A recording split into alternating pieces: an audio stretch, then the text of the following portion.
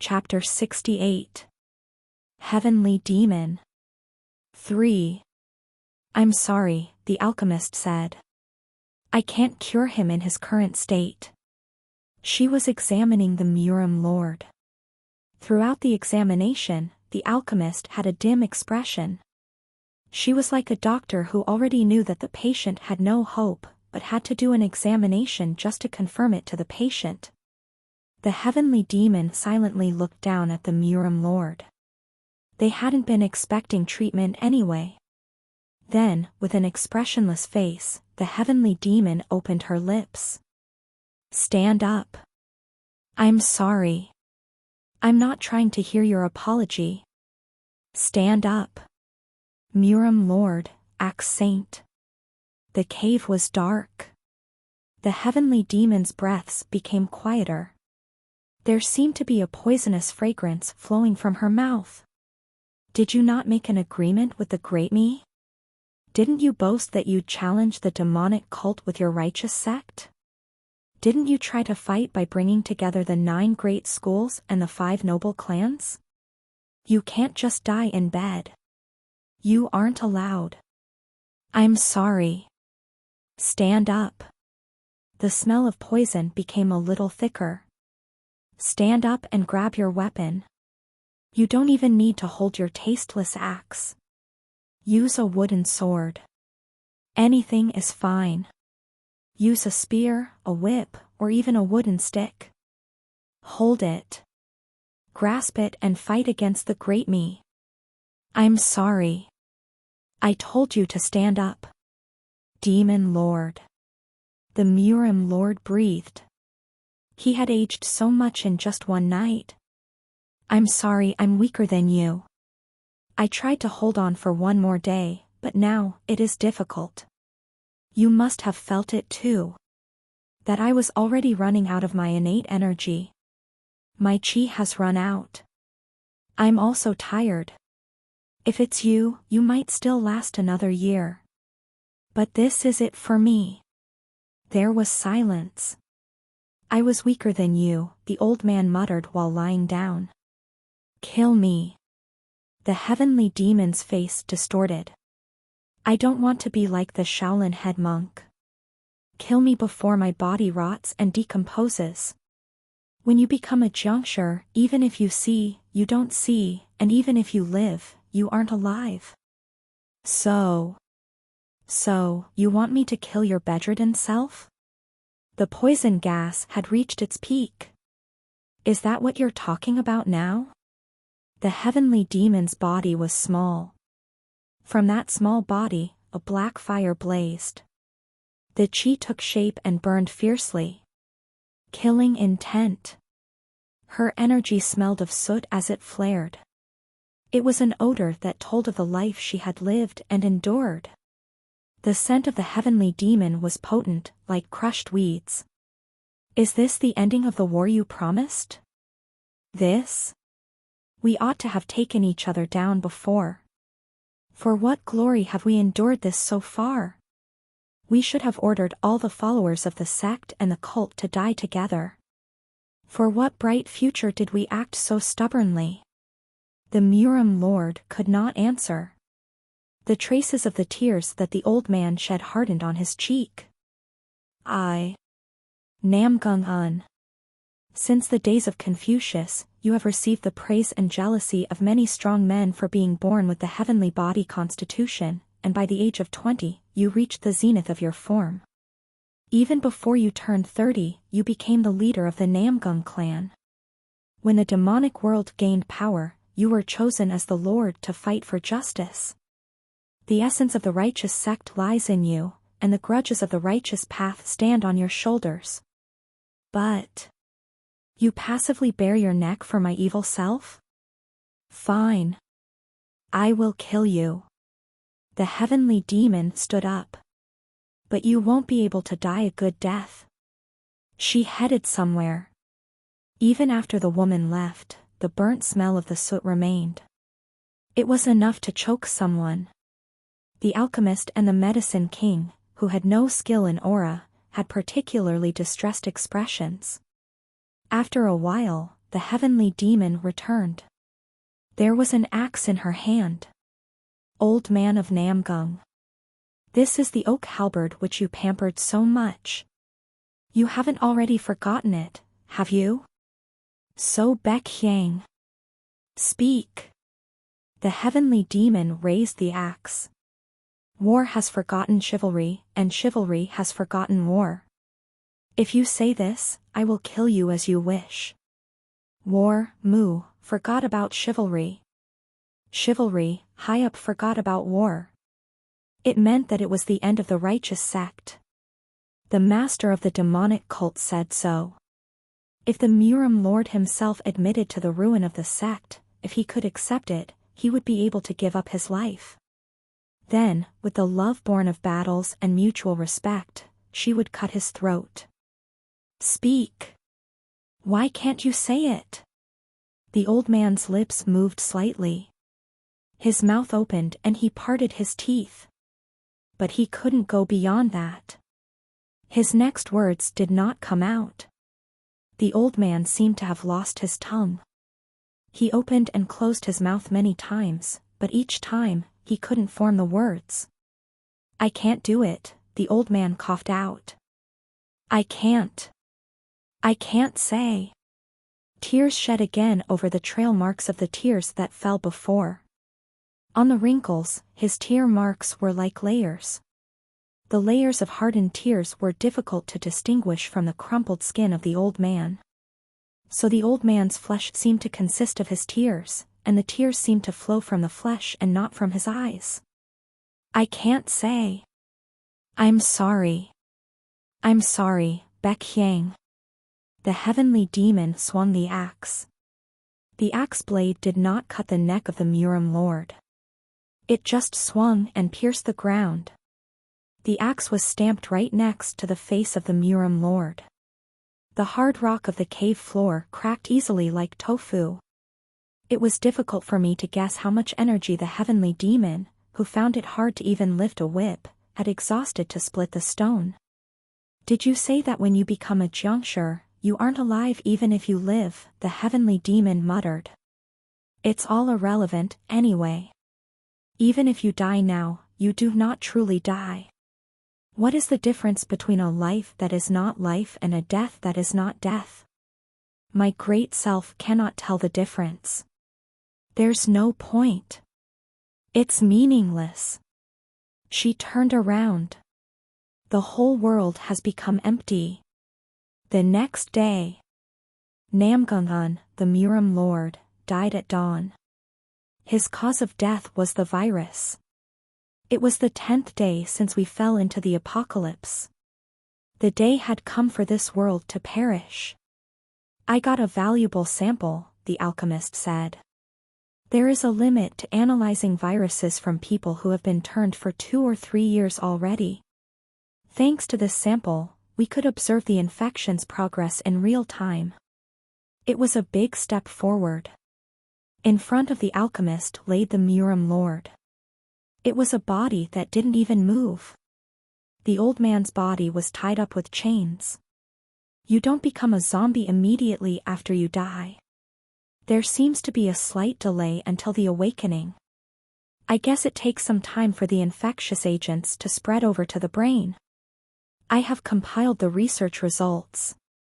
The medicine king handed over the file. Heat sked.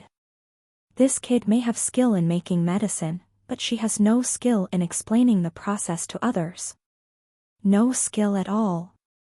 Really? This is why prideful people are so. I researched it with all that I had, the alchemist said, not caring about the attack on her character. But as expected, it was impossible to develop a cure. Was there not enough time? Yes. I needed at least 90 more days. If possible, about 120 days. Clank. Goo-woo. As the chains crashed, they made an abrasive noise. We turned our heads at the same time. The corpse of the Murim Lord was trembling. Guh. Ugh. Oh. For a while, We silently looked at the Murim Lord. No, we looked at what had once been the Murim Lord. It kept struggling against the chains with its mouth open. It was then that the heavenly demon walked over. Tunk! Tunk! The woman approached with a quiet, tottering walk. The woman in black. The heavenly demon, who had black hair, black robes, and black eyes, was holding a black sword. Her sword was darker than her shadow. Pathetic. The heavenly demon looked down at the corpse of the Murim Lord. Decades spent in vain, completely futile. We instinctively stepped away from the heavenly demon. Her poisonous power was so intense that it was incomparable to yesterday. Her chi rose and covered her entire body. In the end, this is what all humans are like underneath. There's no difference between one and a beast. Eat, eat, eat until the body can't move, only to disappear before long. War has forgotten chivalry, and chivalry has forgotten war. The heavenly demon stretched out her left hand. Eat. The zombie opened its mouth and bit the hand. Slosh. Blood splattered. Her flesh was torn and her bones were crushed. The heavenly demon nonchalantly glanced down at the figure of the Murim Lord biting her left hand like a dog. Hey. The venomous snake took a step closer. Look here. What are you doing now? What if you end up becoming a Jiangshi? Don't go any closer. I grabbed the venomous snake's shoulder and stopped him. It's already over. It's over? What? The sound of flesh bursting echoed through the cave. Puk. All the members of the party shivered at the excessively vicious sound. Slowly looking over, we could see that the heavenly demon's left hand was in tatters. And there was also the Murim Lord, who had lost his senses.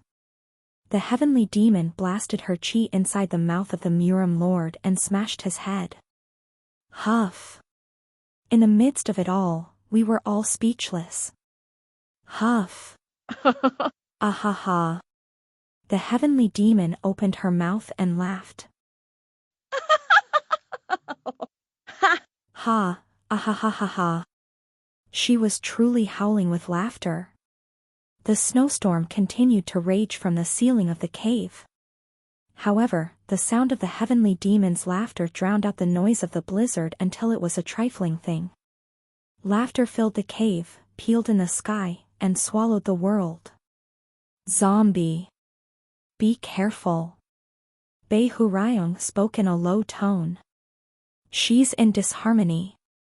At that moment, the heavenly demon turned her head and looked at us gently. Softly, alluringly, the woman smiled. A strange voice flowed from her open lips. Ho ho. The hair on the nape of my neck stood on edge. Are you from the righteous path, coming to assassinate my great self? Already, her eyes were not focused on us. How delightful. Come on. Let us match our swords. Everyone run away. At the same moment as my shout, the heavenly demon swung her sword. Chwak! A fountain of blood spewed out. It was the blood of the Medicine King. Cut at his neck, the Medicine King couldn't even scream as he collapsed, knees twisting. It was an instant death. Seeing his colleague die in front of his nose, the venomous snake belatedly pulled his sword. Fuck. He couldn't read the pattern of the sword with his eyes. More than that, he couldn't even see its motion. He only knew that at the moment the heavenly demon swung her sword, the Medicine King's throat was sliced through. There wasn't even a moment's gap. She's gone mad. Bei Hurayong moaned. Not even exorcism will work on her now. It's because she exhausted all her energy and will, but now, even if it's temporary, she has entered into a state of life or death. Even if I was to fight her in my prime, I would lose 4 out of 10 times. That was the heavenly demon. This was her ability before she was bitten by the juncture and weakened. She was the first person who reigned over this world. This is absurd. The heavenly demon hummed to herself. Head monk of the Shaolin sect. Did you think you could kill the great me with that meager strength? You horse-faced Taoist. How arrogant for you to think that you could withstand this cult's power. Step after step, the heavenly demon approached us. Empty song is flooded with the grief overflowing from the world, too. The heaven and earth's grudge burns the mountain. The demonic cult is the peak of the Murim world, and I am the peak of the demonic cult. Are you qualified to deal with the god among gods? Damn it! The venomous snake raised his sword and rushed in. Death King! Take the alchemist and run away. Even without him saying it, I was already doing so. I grabbed the alchemist and ran. It would be impossible to escape, but nonetheless, we fled. We did this to struggle until the very end. In order not to take this ending and this death for granted. You shall not get away, lackeys of the righteous path. The heavenly demon's laughter chased us from behind. Nam Gung Un. Once, twice, 3 times. There were the sounds of 2 swords clashing. Where is Nam Gung Un? Then, the sounds of the swords stopped. Having endured 3 rounds against her, the venomous snake was at the edge of his strength. Call the Namgung family and the Taesang family. Summon the Murim Lord here. No matter how dense the forest is nor how vast the sky, there is only one person who will receive the sword of my great self under this heavenly world. 4 demon lords. Bring Namgung Un in front of me. The sound of laughter was tenacious as it came nearer to us. Even if we ran away 1 step, the sound approached us with 10. We couldn't match it. Eventually, when the sound of laughter caught up right behind my back, the alchemist, held in my arms, opened her mouth. Death King Nim. The alchemist looked up at me. I still believe in you. Then, something cut the 2 of us. Pierced us. The sky tilted. The ground tilted. I lost my feet, the entire part of my body below my torso, and my upper body fell into the snow. That's right. The snowfield was white. We had escaped the cave. A little farther away, the alchemist had also fallen. The field was red only in the spot where she fell. It was like shaved ice sprinkled with strawberry syrup, I thought in my darkening mind. Ahaha. Ha! The snow drifted down. Ahahaha. Ha! There was no distinction between heaven and earth as it snowed. Dark white. I could only see a cool, pale shade. Someone was moving away, taking steps in the snow. The steps seemed to split apart the sky and the earth. However, the blizzard continued to rage, and even the last footprints were buried. Soundlessly. Without a trace. Not even leaving behind a smell. Even the world that charred its people. Even the people that were charred by the world. Thus, the black soot was buried and entombed so that only white snowfields remained. Let only the colorless, odorless, and silent blizzard fall forever. The world has perished. You have died. But, that was all. For me, the end was not the end. You are regressing to 24 hours ago. Now. It was time to save their world. Chapter 69. The World of Dead Constellations. 1. One winter day. So Baekhyang followed her mother across a snowy field. It was cloudy. Snow poured out of the cloudy sky. In the pouring snowstorm, people were but shadows. Her mother's back, too, was a shadow like haze. So Baekhyang raised her voice. Mother. So Baekhyang suddenly became afraid. The sound of snow was too loud. Her voice was covered by the sound of the falling snow, so she could not cry very loudly. Mother. Her mother's shadow was still far away. So Baekhyang became impatient. She had to walk faster to chase after her mother. However, the further she walked, the more breathless she became. The more she walked, the smaller her voice. What should she do? Should she stop yelling and walk faster to catch up with her mother? Or should she stop walking and scream as loud as she can? The young heavenly demon did not know. While she was debating what to do, the shadow withdrew a little further away. Mother. Eventually, So Baekhyang stopped. Mother. As she stopped, her voice became a little stronger. Until now, her energy had been focused on walking, not on directing her voice. So Baekhyang thought that finally her mother would turn her head and look at her, and the shadow would become clear. But what happened? The shadow got a little further away. While So Baekhyang screamed, it had gained more distance. Before long, the shadow of her mother was buried in the blizzard and disappeared into the snowfield. Dash. Did her mother abandon her? Had she intended to part ways with her while using the snowstorm as a pretext? Or did her mother really lose her by accident? So Baekhyang did not know. She couldn't know. You have died. I let my eyes stay closed for a moment, then opened them. It was an endlessly dark space. Your death has satisfied the skill condition. So Baekhyang's skills are being randomly copied. My hell. The skill cards are being created. The cards floated before my eyes. But my immediate concern wasn't getting a skill card. I sighed and said to Bae Hurayong, Sword Emperor. Did you memorize the file? Yeah. To some extent. Bae Hurayong scratched the back of his head. It was the folder in which the alchemist and the medicine king desperately wrote down their research results. That was the important thing.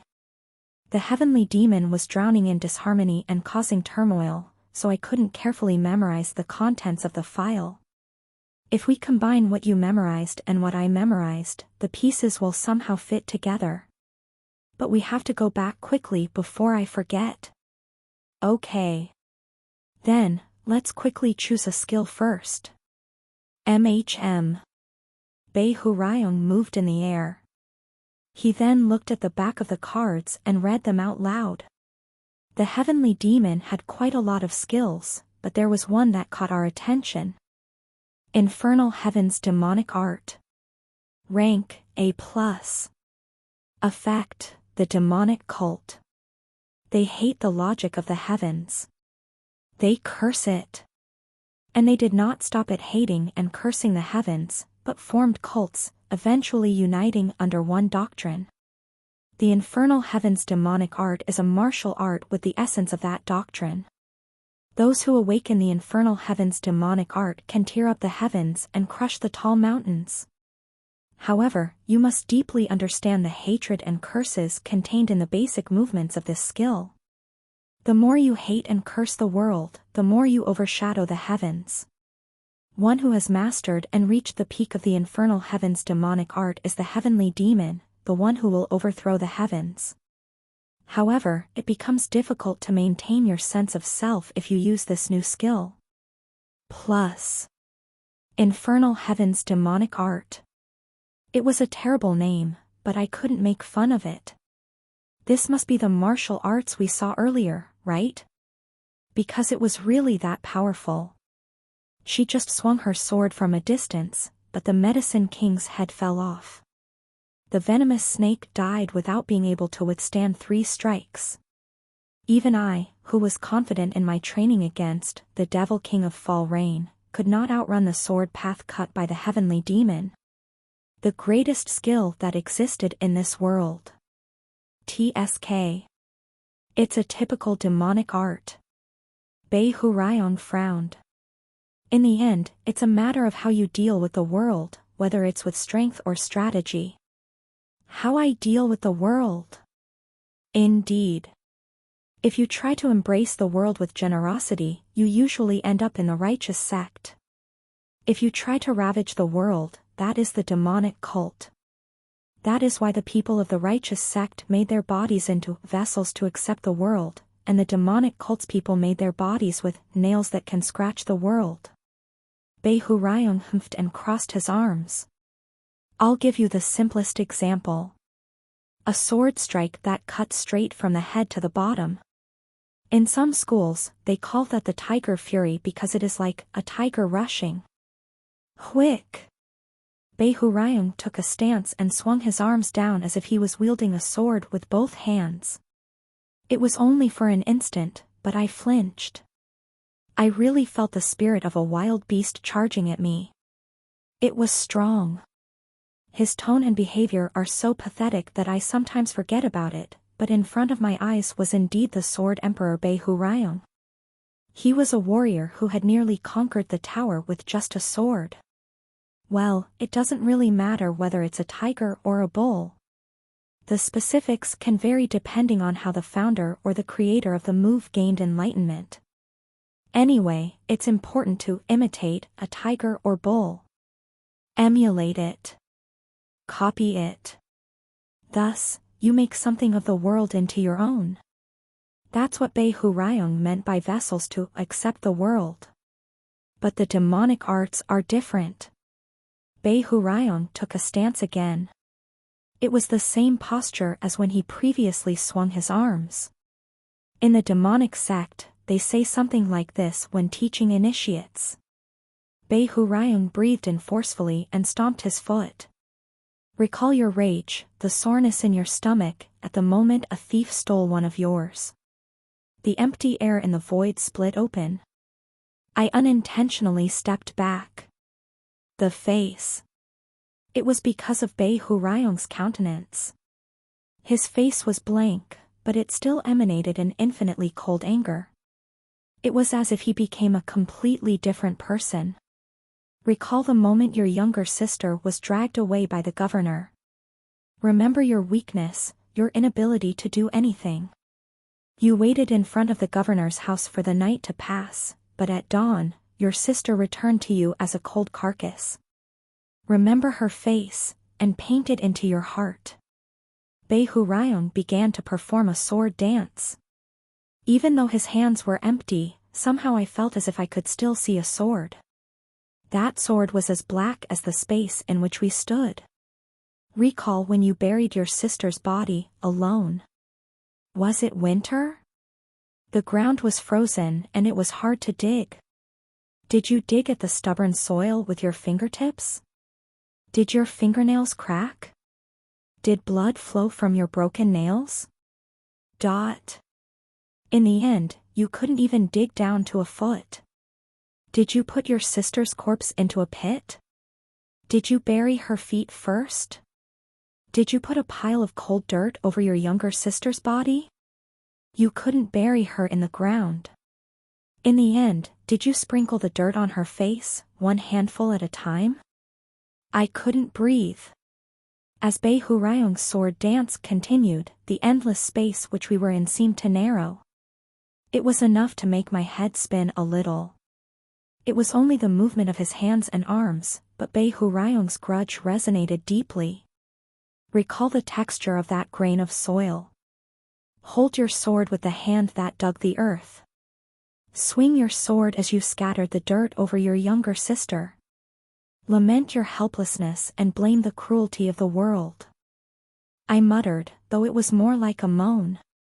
The nails that scratch the world. That's right. Bei Hurayong stopped his arms.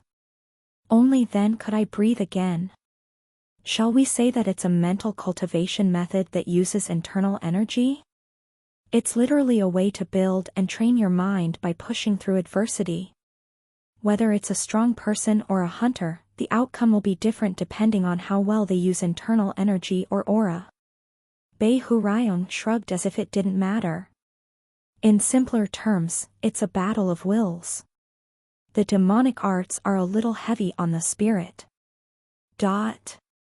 Anyway, zombie, this isn't something you need to learn. I quietly looked at the silver skill card. Really, you don't need to learn other martial arts. Don't you know who I am? Am I not the Sword Emperor? I'm the greatest martial artist in this universe.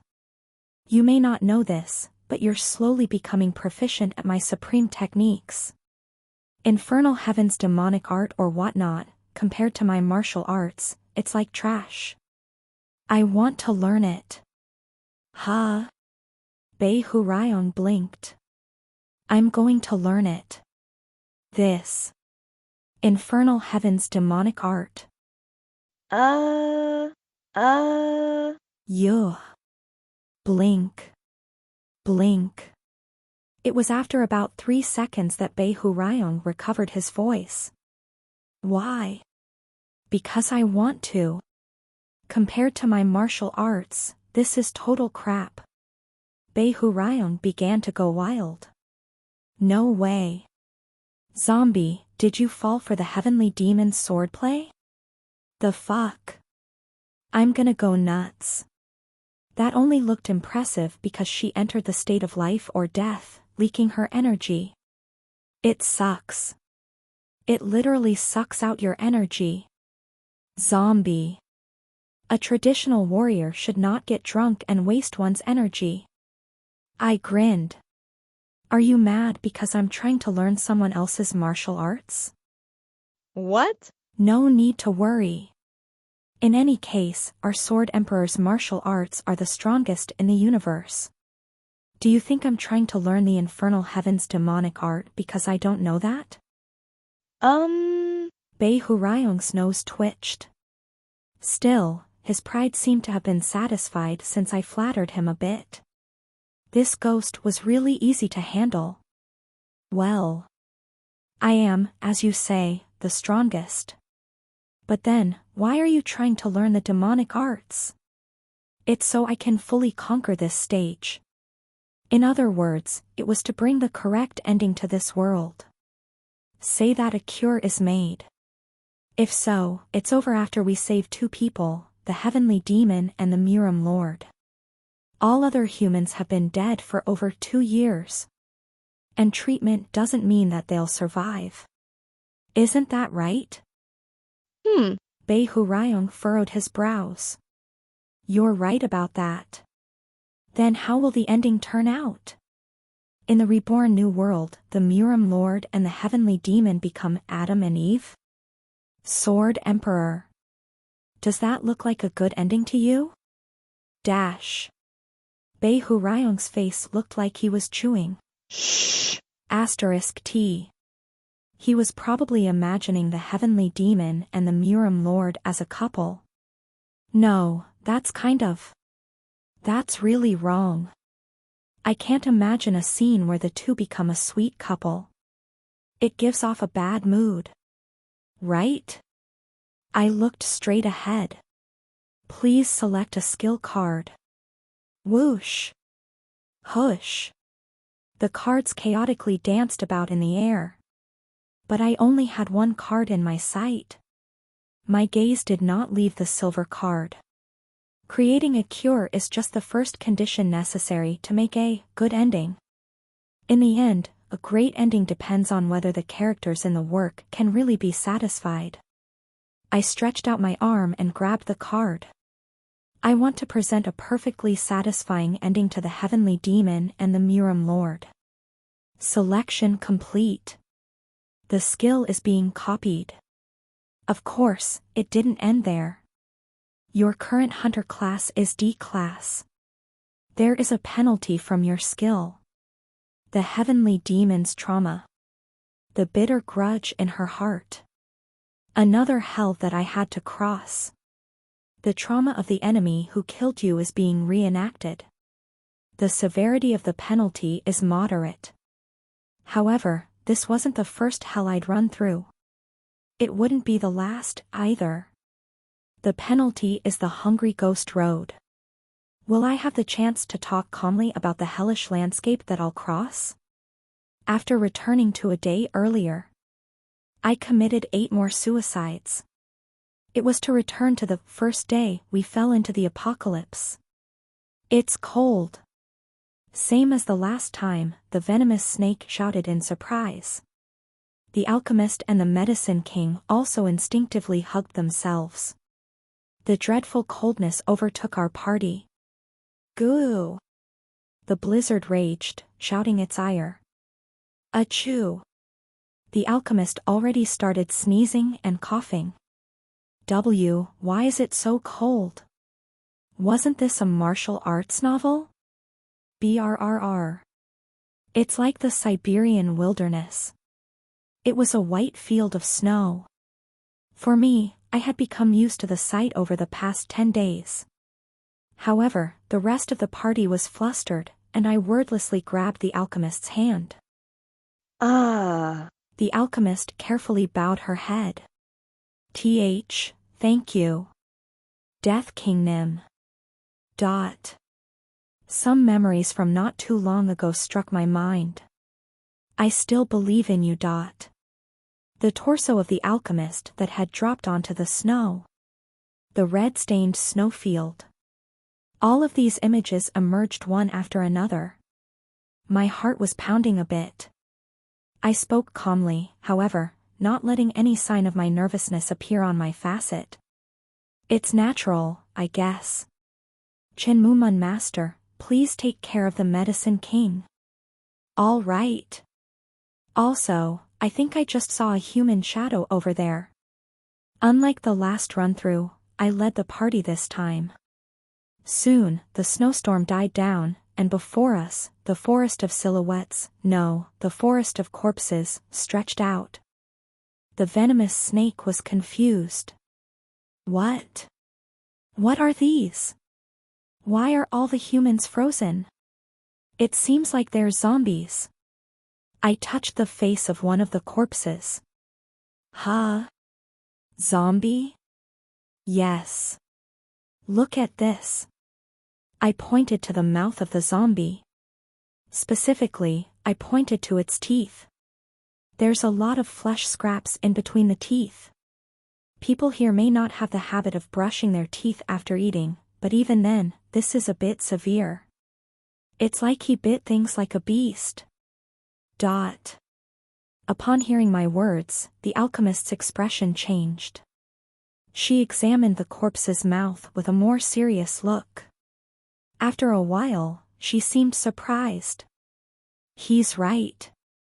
The flesh and DNA in this mouth and the owner of this body are inconsistent. They are completely different from each other. Doesn't that mean he just ate human flesh? The medicine king was disgusted. Why? People in the past also ate human flesh. It isn't a zombie. The dates of death don't match. The alchemist adjusted her glasses. This body died about 3 years ago. On the other hand, the owner of the flesh that was eaten died 2 years ago. That would be impossible if the eater had died and not moved for a whole year. It's hard to believe, but... yes. As Death King Nim said, it must be a zombie-like creature. I hate monsters and horror movies. Do something about this. Sir. Even if you tell me to do something about this. The alchemist looked embarrassed. Okay. The progress was much quicker than last time. Even if the zombies started to move, we wouldn't be caught off guard like before. The anticipation of a situation alone can change people's reactions completely. Above all. In my head, I remembered the results of the last few days of research. Boss. Medicine King. Yes? I have a strange skill, though I can't tell you what the skill is. According to my skills analysis, I explained the results of their research step by step. My memory wasn't perfect. I couldn't memorize the entire file at once. However, when the heavenly demon killed me and I went back 24 hours, I had more time to memorize the file carefully. Bei Huryung also memorized it with me. Upon hearing my explanation, the alchemist fell in deep thought. That's amazing. It's a flawless research method. I can't find any fault with it. It's almost like something I would do. But the terminology used is completely different from mine. No, it's really awesome. What an amazing skill, Death King Nim. The alchemist looked at me with admiration. From my point of view, the alchemist was praising herself. Perhaps the boss was evaluating herself as a really awesome person. In this desolate world, wasn't that confidence the most amazing thing? Or that's what I thought, at least. It's good that our research time will be shortened, the Medicine King said easily. Anyway, I want to get away from the zombies. It would be nice if there was a place to stay warm. At that moment, we heard the sound of laughter. In the last run-through, I didn't know who was the one laughing. But not this time. The Murim Lord. The Namgung clan and Taesang family's old man was the one who burst into laughter. The demonic cult ends today. Ha! Then, even a passing dog will turn over and laugh. The voice of the heavenly demon, of course, could be heard. I held my breath and went in the direction of the voices. Crunch. The snowflakes were trampled under my shoes. The closer the voice got closer, the more clearly I recalled the scene when the heavenly demon admitted her emotions. I am afraid. As long as I am alive and well, the demonic cult remains strong. This is why the world is so scared. Axe Saint. You're the one that should say your last goodbyes to the righteous sect. Where is Namgung-un? Call the Namgung family and the Taesang family. Summon the Murim Lord here. The country's greatest. The most powerful person in the world. That's why this woman survived until the last moment. In an infinitely sad sense, the warrior who realized the egotism of the heaven and the earth. Phew. The warrior was still smiling. She was standing up to the world in the middle of this snowy field, still smiling toughly. She was like a single dot stamped on a white sheet of paper. What a long tongue this old man has. The bloody ghosts are just staying off the radar for a while after receiving my secret order.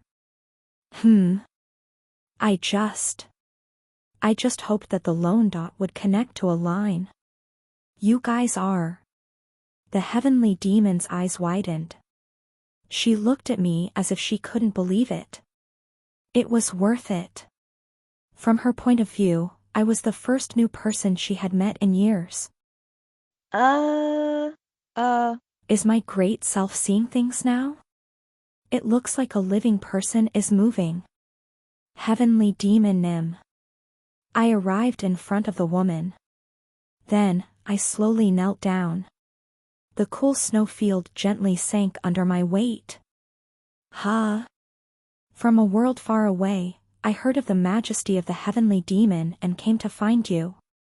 For a long time, I have deeply admired the stories of the greatest person of all time. I didn't know how much time it will take from now on. But I was determined. I faced the heavenly demon and shouted. Please accept me as your disciple, heavenly demon Nim. The heavenly demon dropped her jaws as if she had seen a ghost. Chapter 70. The World of Dead Constellations. 2. It's cold. So Baekhyang thought in the middle of a snowy field. Buried in white snow, the world was colorless, odorless, and silent. The world was just a cold, blank sheet of paper. It's cold. Her flesh was cold. Her bones were cold. Even her blood was also cold. So Baekhyang thought. My stomach is numb. Mother? I think my internal organs are filled with ice. Mother. It's too cold here. She thought and thought. As she continued to think, her insides became increasingly frozen. Eventually, her thoughts and even her head became cold. Cold. Another cold world. Her mother's silhouette. How much time had passed? Huh. The silence broke. It's weird. How strange. The smell returned. It's already been 10 days since it snowed here. The snow is at least 5 feet deep. How is it that this child is still breathing? Finally, even the colorless landscape broke apart. So Baekhyang looked ahead with young, childish eyes. There was an old man standing in front of her. He had dug up the snowfield and made a noise. When he grabbed her wrist, he smelled like an old man. The eyes of the old man looking at her were black. You're not an ordinary child. That old man was an old master of magic. You were born of ice and snow. The coldness of the world will soon be a part of your energy. Curiouser and curiouser. A young kid spends 10 days buried in a snowfield and emerges like this. It's like something out of a book. Child. What is your name? So Baekhyang parted her lips. I don't know. She couldn't recall her name. How old are you? I don't know. How did you end up in this snowfield? I don't know. She couldn't remember anything. It was cold. Her thoughts froze, her head and ability to think froze, and all the words in her head and heart seemed to be frozen. Poor thing. A young one already sent to the elements. The old master groaned. However, you are the perfect vessel for learning martial arts. The master of the North Sea will take you even if he has to pay 1 billion gold pieces. What wonderful fate! But for what purpose? Will our school be a gift to you, or will you be a gift to our school? It's very difficult to assess with my old eyes. So Baekhyang did not understand. From before, she could hardly understand what the old man was saying. The person in front of her was using words that were too difficult for her. Brush. The old man smoothed So Baekhyang's hair. Child. Will you follow me? I will feed you and get you a place to sleep. These words were easy to understand. As she nodded slowly, the old man spoke again. You don't smell of anything. Since you don't have a name and don't know your birthplace, you are probably a child born from the snow.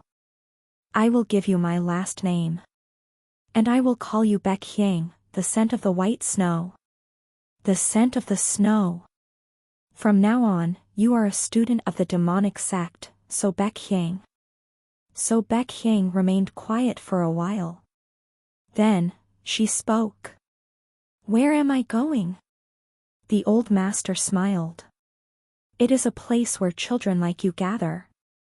It's impossible, the heavenly demon said. I have never had a disciple in my life. Even though the world has become twisted, my rules remain unchanged. A disciple? Absolute nonsense. The cave with the hot spring.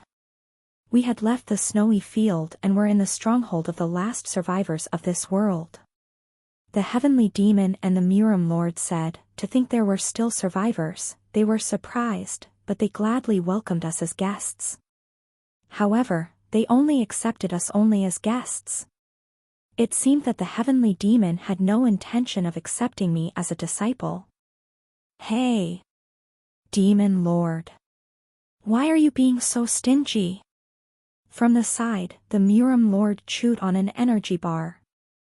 I'm glad that the children of the outside have survived. And not only did they survive, but they also came through rough conditions to be taught by you. That's meritorious and quite charming. What are you still being so stiff for? It's meritorious and charming. The heavenly demon hummed and snorted. Even so, the rules for accepting a disciple are strict. At our school, we do not senselessly accept all people. Only children who have been abandoned by their parents and abandoned by the world can enter the demonic cult. Tisk, TSK. You always call me an outdated old fart, but you're more discriminatory than me. The Murim Lord shook his head. Child. That's what she said. Why don't you let go of this petty, demonic cult junk and take me as your teacher? I am Namgungan. I am from the great Namgung clan and am the head of the Taesang family, as well as the leader of the righteous sect. If you become my disciple, I will treat you with great affection. Why are you saying you can't accept me as a disciple, heavenly demon Nim? I asked, ignoring the old man. The Murim Lord was a little shocked, exclaiming, "What? Could it be that my name isn't well known in the outside world?" It was a little pitiful, but I left it alone. The heavenly demon furrowed her brows. Didn't I just say it? Only children who are abandoned by the world can enter the school. The world has changed, I replied. People have turned into Jiangshi because of a mysterious disease. The Murim world's sects and families have all been destroyed. Since the world has abandoned humans, we are all abandoned by the world. Whether you like it or not. Heavenly demon Nim. Haven't the conditions for admission been automatically satisfied? The heavenly demon closed her mouth. Probably because I was right. And more than that. I was a hunter. I was also an orphan who abandoned the world outside and committed myself to climbing the tower. It was a little embarrassing to say that I was abandoned by the world, but I could say that I had abandoned the world. The admission conditions that the heavenly demon spoke of would be more than satisfied. Fine. The heavenly demon stood up from her seat. If you're confident, show me your 3 calamities swordsmanship. 1. She glanced down at me. I shall check with my own eyes if you are entitled to inherit the teachings of our school. It's obvious that you're just all talk and no skill, anyway. I also got up from my seat. Thank you for the opportunity. I pulled out the holy sword. Shying. The sound of a sword being drawn echoed in the wide cave. People were looking in my direction. They were quietly waiting to see the kind of swordsmanship I would demonstrate. Of course, I had no intention of showing off the 3 calamities swordsmanship. Your skill is being activated. Infernal Heaven's demonic art. After all, there was a skill that I learned for this very moment. Who? When the skill was activated, countless movements were drawn in my head. Weird and strange sword forms. However, seeing the road in front of me and driving on it were completely different matters. I didn't have a deep understanding of the Infernal Heaven's demonic art yet. If I tried to show off the swordsmanship like this, my body would only tear like a crow-tit chasing a stork. If it'll be torn anyway. Therefore, this came to mind. It should be torn properly. The scenes of the traumas that I experienced so far. I swung my sword while painting them in my mind, one after another. To open the path to the demonic arts. I'd witnessed groans and screams while climbing the tower thus far. The moaning and the screaming were always raw and vivid. I remembered these sounds as if I had just heard them a moment ago. Their voices colored my heart. Save me. Save me, please. I'm so hungry. Please give me something to eat. The basement of the mansion. I recalled the voices of children who were trapped and tortured. I want to live. The children had been bound in chains. When the mansion was caught on fire and burned, the children stared at the flames in front of their eyes. Trapped in the chains, they could not escape. They had to patiently wait until they were thoroughly burned. I wanted to play a little longer. With the children's screams in my heart, I swung my sword. Ma do. That swordsmanship.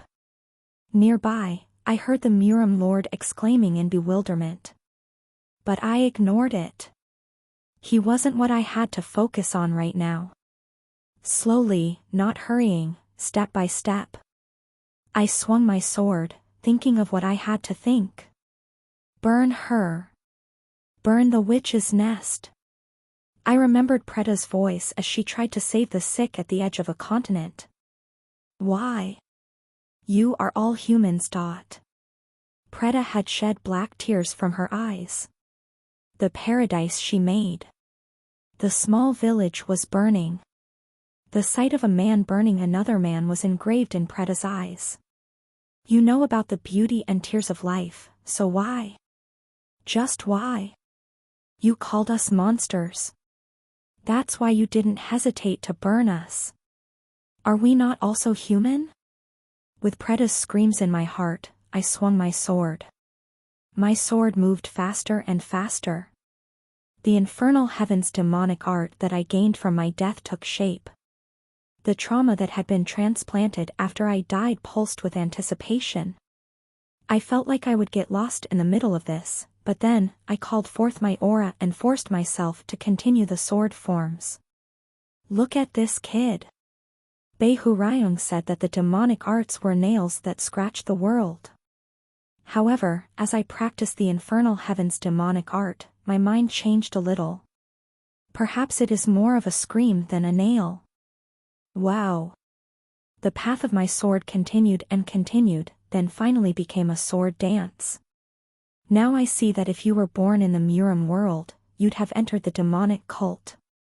In the end, my sword dance was not beautiful. It was immature. It was clumsy. There was no scent of flowers, only the smell of fire. If swordsmanship had a face, my sword was the face of a person with a burn scar. It was only a scream. No matter how admirable Yin and Yang were, the world born from them was only full of grief. No matter how clever the script of the three-character classics was, it could not overcome a single scream of a lowly human. The sword containing the grief of the world was sharper than the sword of Yin and Yang.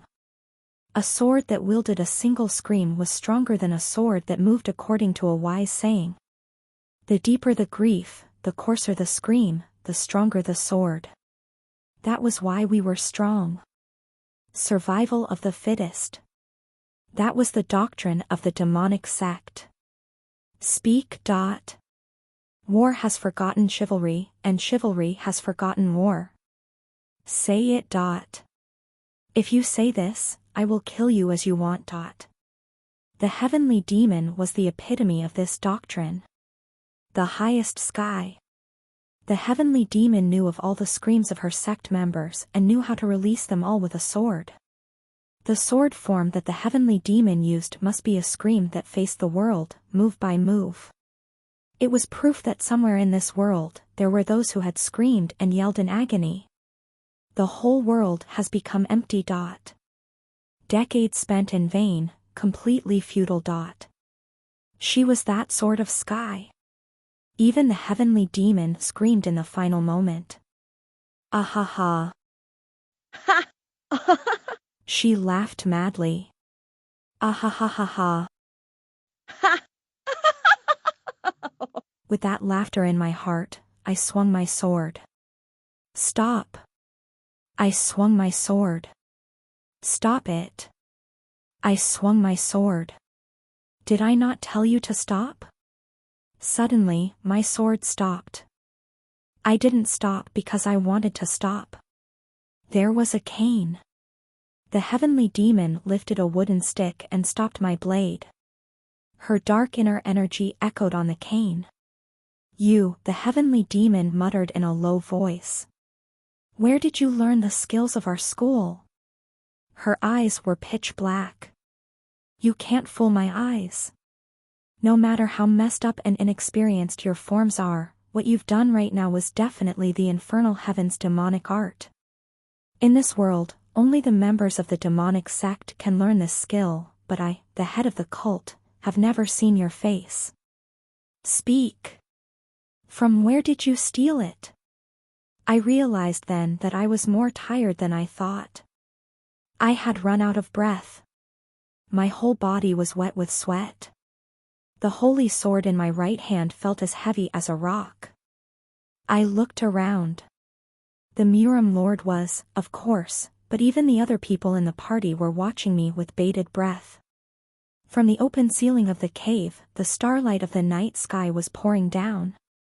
Maybe more time had passed than I thought. I forced my mouth to open. Am I worthy enough? Do I have the qualifications to be Heavenly Demon Nim's disciple? The Heavenly Demon was silent. After being silent for a while, the woman turned her back. She walked to the dark side of the cave. Her back was refusing everyone, so nobody could chase after her. If I had a little more energy, I might have followed her. Death King Nim? Slump. My knees collapsed. Death King Nim. Are you okay, Death King Nim? Everything was hazy. I thought it must be because I consumed too much aura at once, and my head blanked. I would probably pass out and stay like this overnight. I tried to smile at the alchemist to reassure her, but even that was difficult. The scene in front of my eyes was already dark. Tsk. Just before I fainted, I heard Bei Hurayong's voice. You pushed yourself to the verge of death by using martial arts above your level. Little crow tit. That's why people keep saying you have to build up from the basics. Bei Hurayong sighed. Well, anyway. Then. It wasn't too bad, Crowtit. You're an admirable bastard. I lost consciousness. Chapter 71. The World of Dead Constellations. 3. Winter. So Baekhyang entered the mountain. She was 11 years old. Child. No one will force you to do anything. The headquarters of the demonic cult. The place that the old man took her to was like heaven.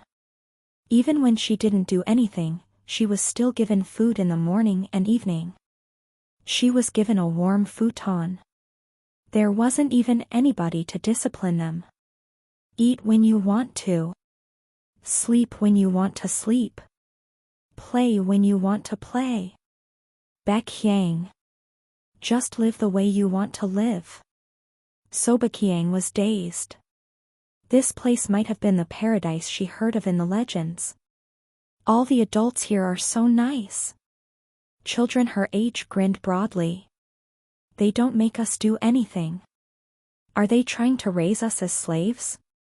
Idiot.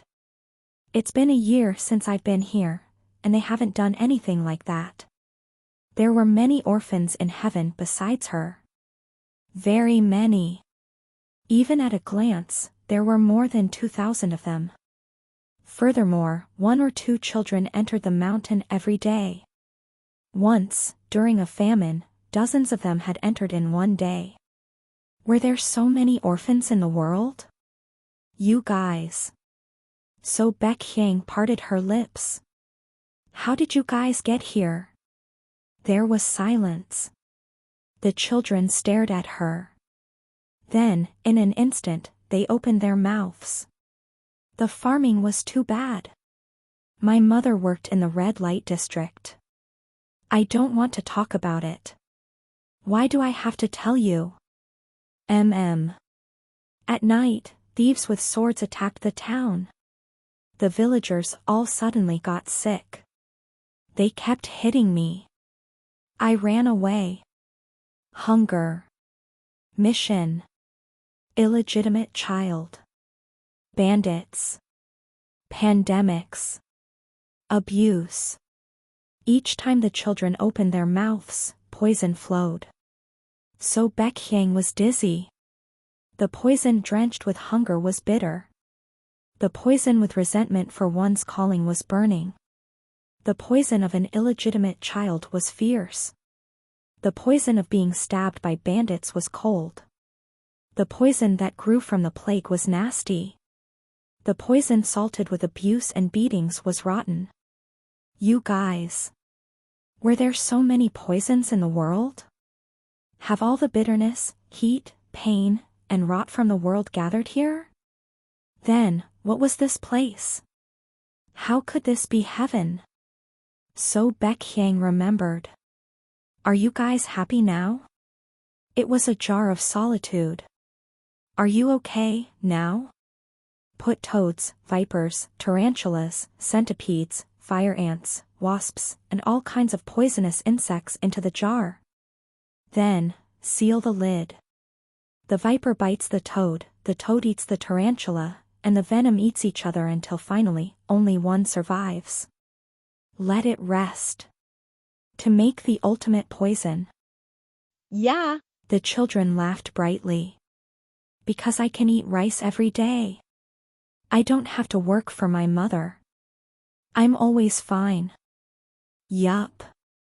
There are no thieves here, right? Even if it hurts, the doctor will fix it. Nobody hits me. I like it. Toad. Viper. Tarantula. Centipede. Fire ant. Wasp. The children opened their mouths and laughed, but in So Baekhyang's eyes, her peers looked just like poisonous beasts and bugs. That was right. This place wasn't like heaven. It was just a jar to nurture the loneliness of one person. So Baekhyang quietly put her hand on her chest. It was cold. It wasn't something that could be warmed with a warm morning's porridge, evening's soup, or a thick blanket. Ice that would never heat up was buried in the middle of her heart. That was her heart. Her mother was leaving. The snow was drifting down. Her mother didn't stop walking away. Like her, the snow did not stop. From that day on. So Baekhyang didn't get along with her peers. Eat when you want to. Every morning and evening, the food she ate lessened. Sleep when you want to sleep. She went to bed early and got up even earlier. Play when you want to play. She didn't play. While the children laughed and played around, neutralizing their poison with laughter, so Baekhyang did not socialize with them. The children murmured. Baekhyang is strange. She's always playing with the farmers. Weird. Yup. She didn't eat rice, on purpose. Why does she hang out with the farmers? I don't know. She ignored it. Just live the way you want to live. Time passed. One day, an old man came. It was the old master of the demonic sect who had brought her here. Although time had passed, the old man had not changed from that winter day. It's been a long time since we saw each other, Baekhyang. Yes. It's been a while. I have something to ask you. Thud. Thud. The old master hit the ground with his staff. I hear you don't fit in with children your age. Yes. I hear you help the farmers grow the food you eat and harvest it. Yes. I hear that you make all the clothes you wear and the blankets you use. Yes. Why? The old man tilted his head. If you want, you can live in abundance, even if it is not luxurious. This is a peach blossom spring, one, grown-ups farm and pick fruits for you. You are just a child, so why do you work so hard? So Baekhyang parted her lips. The Mo family, who farms on the lower part of the mountain, had their 2 daughters taken away by the governor. Mr. Choi, who works in the orchard, was called to build a wall, and his second son died while he was gone. He brought up this unfairness to the governor, but he was accused of conspiracy, and even his firstborn was killed. After burying the bodies of their 2 sons in their hometown, Choi and his wife devoted themselves to this place. So Baekhyang listed all these out, one by one. The farmers who bring crops to the orphans were all injured by the world. There isn't a single person among them who doesn't have a painful story. Not even one. This is not heaven. So Baekhyang said after scrutinizing the farmers' circumstances. They don't feed and dress us for free because they're dumb. Then? The old man asked back. Why do you think you eat and sleep for free? Because they want us to take revenge for them. Because of regret and resentment. Because they could not forgive the governor and towns that ruined their lives. They want to get revenge, but they don't have the power to get revenge. So Baekhyang said. I heard it. They say you have to learn and master martial arts from a very young age to succeed. Those farmers, the people who feed us and dress us, are too old to deepen their understanding of martial arts. But they can farm for children who can learn martial arts. We don't eat and sleep for free. That was what paradise was. It is to take revenge on the world on their behalf. It was the headquarters of the demonic cult. The old man was silent. After being silent for a while, the old master asked. Baekhyang.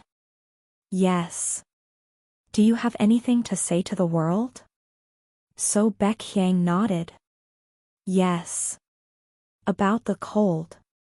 About a winter's blizzard. About that day, following a mother and crossing a snowy field. About the mother who continued to walk away while hearing her child scream. About the child left behind. About the cold. About someone's heart. I do. About hunger. About a child born in the red light district. About illegitimate children. About the child who lost his family to the thieves.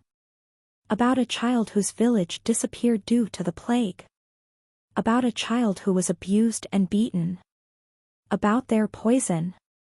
I have a lot to say. The world was wide. Very many things. What had to be said was infinite. The old master quietly closed his eyes. Is that so? I suppose you do. It was quiet. If so, the world will have to listen to you. The old man opened his eyes. I am one of the demonic sect's 7 elders. I am known as the demonic Buddha. Is there a Buddha in hell? If there is no Buddha in hell, what use does he have? Even though So Baekhyang called this place hell, the old man did not reproach her. Rather, he responded as if it were natural. Only then did So Baekhyang know that she had chosen the right path. Baekhyang, you passed the admission test. You did not lose yourself even with the abundance of food and a comfortable bed. Thus, your poison will be sharp. Take me as your teacher, and call me master. Master. In the future, your sword will ring in place of countless screams. The old man raised his cane. Then, he placed it on the shoulders of the young heavenly demon. Bow. You are my disciple from now on. That day, So Baekhyang entered the sect. She was 13 years old. Get up. It was early dawn when I woke up. There was a voice that seemed to whisper in my ear. When I opened my eyes, the heavenly demon's face was right in front of my nose. Oh ho. You already can't stand up? She was really right in front of me. She was so close that I could see each of her eyelashes. When she blinked, her eyelashes opened and closed like black curtains. I was lying on the floor.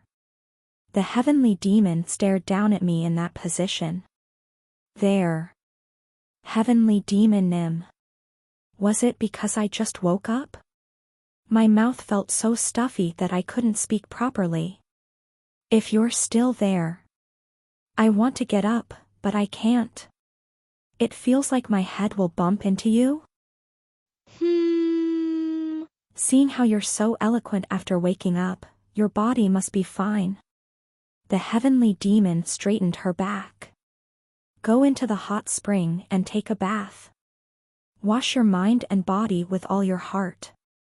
Yes. I shall be waiting at the entrance of the cave. The heavenly demon swung around and walked away. I had nothing to say. The small back of the heavenly demon disappeared to the other side. I stayed in the cave, dumbstruck. The other sleeping party members were also there. NNNG, Unyang. Uh-huh.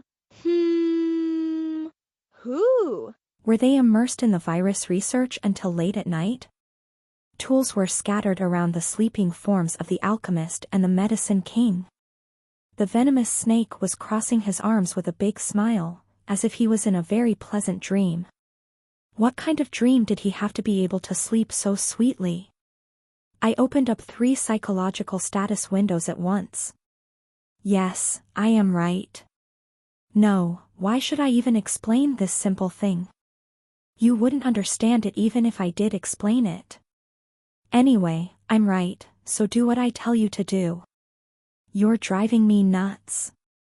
You're as dumb as a water flea, you idiots. No, that wasn't what I meant, but if you just mull it over in your noggin, if you just think a little more, you can understand this simple logic. I'm sorry. Ha! This is my 100th victory, Marcus. Also, I won 999,999 times against that youngster who's an alchemist of something. Oh ho, is there really no one standing in the way of Sean McAllister's road to victory? It's sad to realize just how much superior I am in this world. Mwahahaha.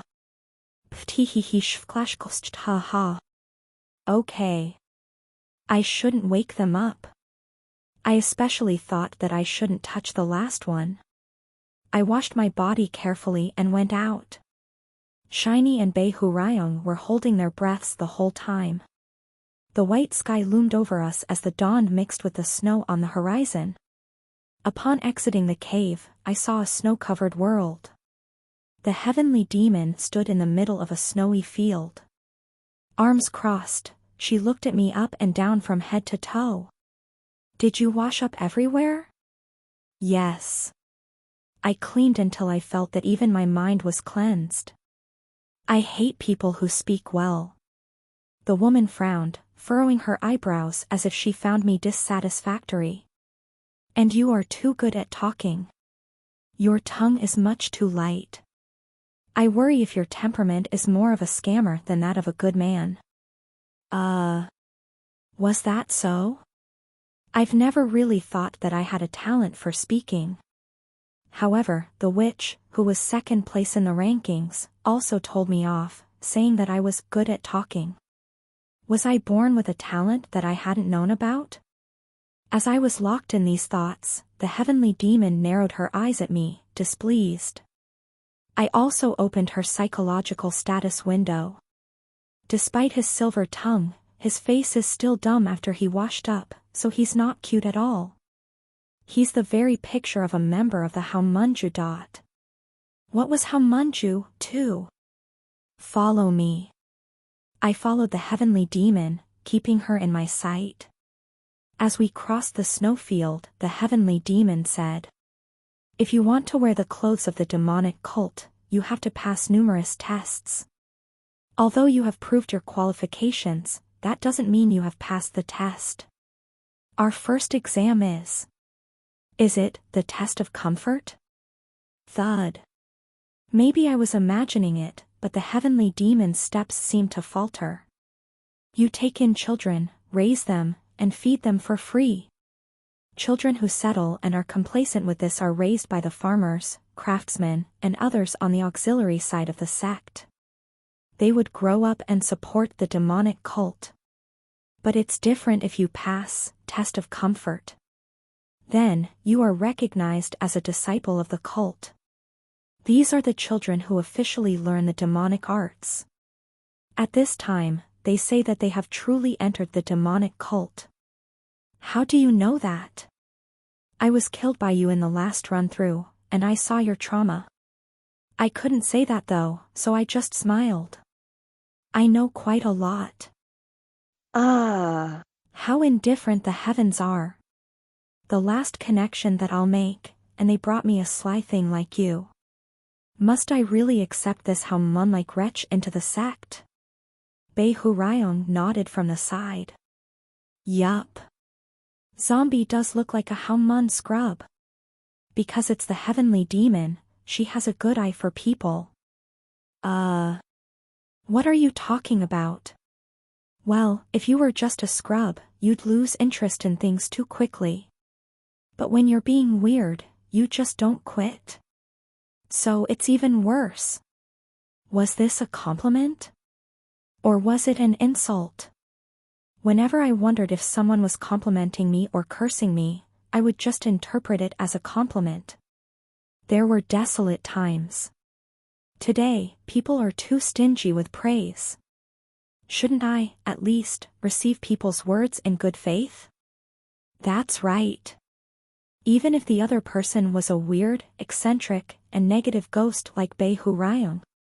I'm saying that that part of you is like a scrub. You crow-tit. I had no idea what he meant. Really. This place should be good enough. There was a pit in the place that the heavenly demon led me to. A huge pit. The center was hollow, shaped a little like the Colosseum, but it was as dark as midnight because the dawn's light could not reach it. Be joyous. The heavenly demon turned and looked at me. This great self is willing to accept you as a disciple. The world of the demonic sect. The heavens won't reject a member if he is well qualified. Ah. Then. But, I can't accept you as a formal disciple yet. No. Heavenly demon Nim, you're too much. I came from far away to become your disciple. I also showed you that I was qualified. But what do you mean that I'm still not good enough to be your formal disciple? First of all, your words are very suspicious. The heavenly demon stared at my face. It's really suspicious that you came from beyond the Great Wall. I also doubt that you admired the Great Me for a long time. According to my senses, everything seems like a lie. But your nature does not seem too vile, so I'm letting you go. Seriously. How does this person have such strong senses? Honestly, it's weird because you actually have a good heart. That's right. You are truly a freak. It's difficult to determine right now whether you will be an opportunity for me or if I will be an opportunity for you. What is the test? There. The heavenly demon pointed to the bottom of the pit. I threw a Jiangshi down there. He was once a well-known master in Gango, one of the most promising people of our cult. Defeat that Jiangshi. Then, I will accept you as a disciple of the cult. But. The heavenly demon gave me a clue, arms crossed. Fight while you are hungry. What? Just as I said. Fight the Jiangshi, but with only hunger in your heart. Only the pain of hunger must be in that place. Do not let any other emotions or thoughts other penetrate your psyche. The heavenly demon's voice echoed. Can you do it? Then, I realized. She already considered me her disciple. Saying that I was not a formal disciple or a disciple at all of those words were nothing more than hot air. In the heart of the heavenly demon, I was a disciple who will be taught according to the teachings of the demonic cult. I was the one who would inherit the infernal heaven's demonic art. All of your sword's movements must stem from hunger, the heavenly demon said. Think of the hungry voices and groans, the arm movements, and footsteps of starving people. Everything. Think about it and plant it in your mind. Make it into your will. By this will, crafted only from hunger, swing your sword. Only then will the infernal heaven's demonic art reveal its true power. I looked down the pit. Goo! A zombie was howling at the very bottom. A black uniform. It was old and worn out, but the zombie certainly wore the uniform of the demonic cult. A pit resembling hell. You could call that zombie my senior apprentice. If I opened my mouth. If I swing my sword only out of hunger, what will happen? You will be able to cut a man who has never starved in one blow. The heavenly demon spoke calmly. Therefore, you can fight half of the righteous sect members with one maneuver. Thus, that was why this was said. Nails that scratch the world. First, learn the way of Asa, death by starvation. Then learn the way of Galsa, death by dehydration. Only by understanding thirst can you wield a sword to strike those who have never been parched and twisted. Next is death by drowning. You will master all 9 sword techniques, and through these, you will overturn the world. I squeezed the hilt tightly. That's... My heart was beating. That's quite appealing. The end of the heavenly demon's mouth rose. I think it was the first time I saw her smile in this life. Perhaps she liked my fighting spirit. If so, why are you hesitating? Hurry up, and don't fall into hell. With that, I jumped into the zombie pit. Chapter 72. The One Who Gathers Death. 1. What word in the world matched the least with zombie?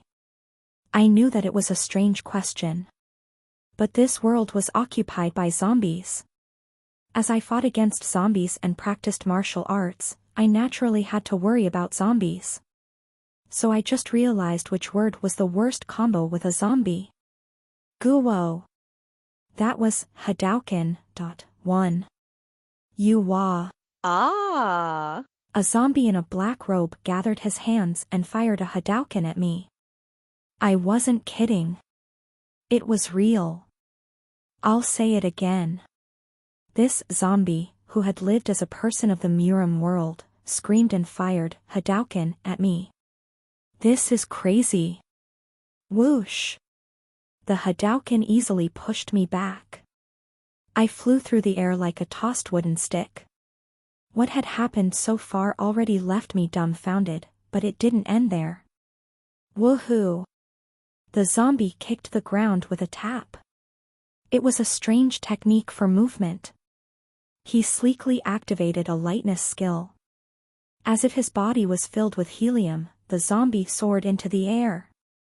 In a moment, the zombie flew all the way to right in front of my nose.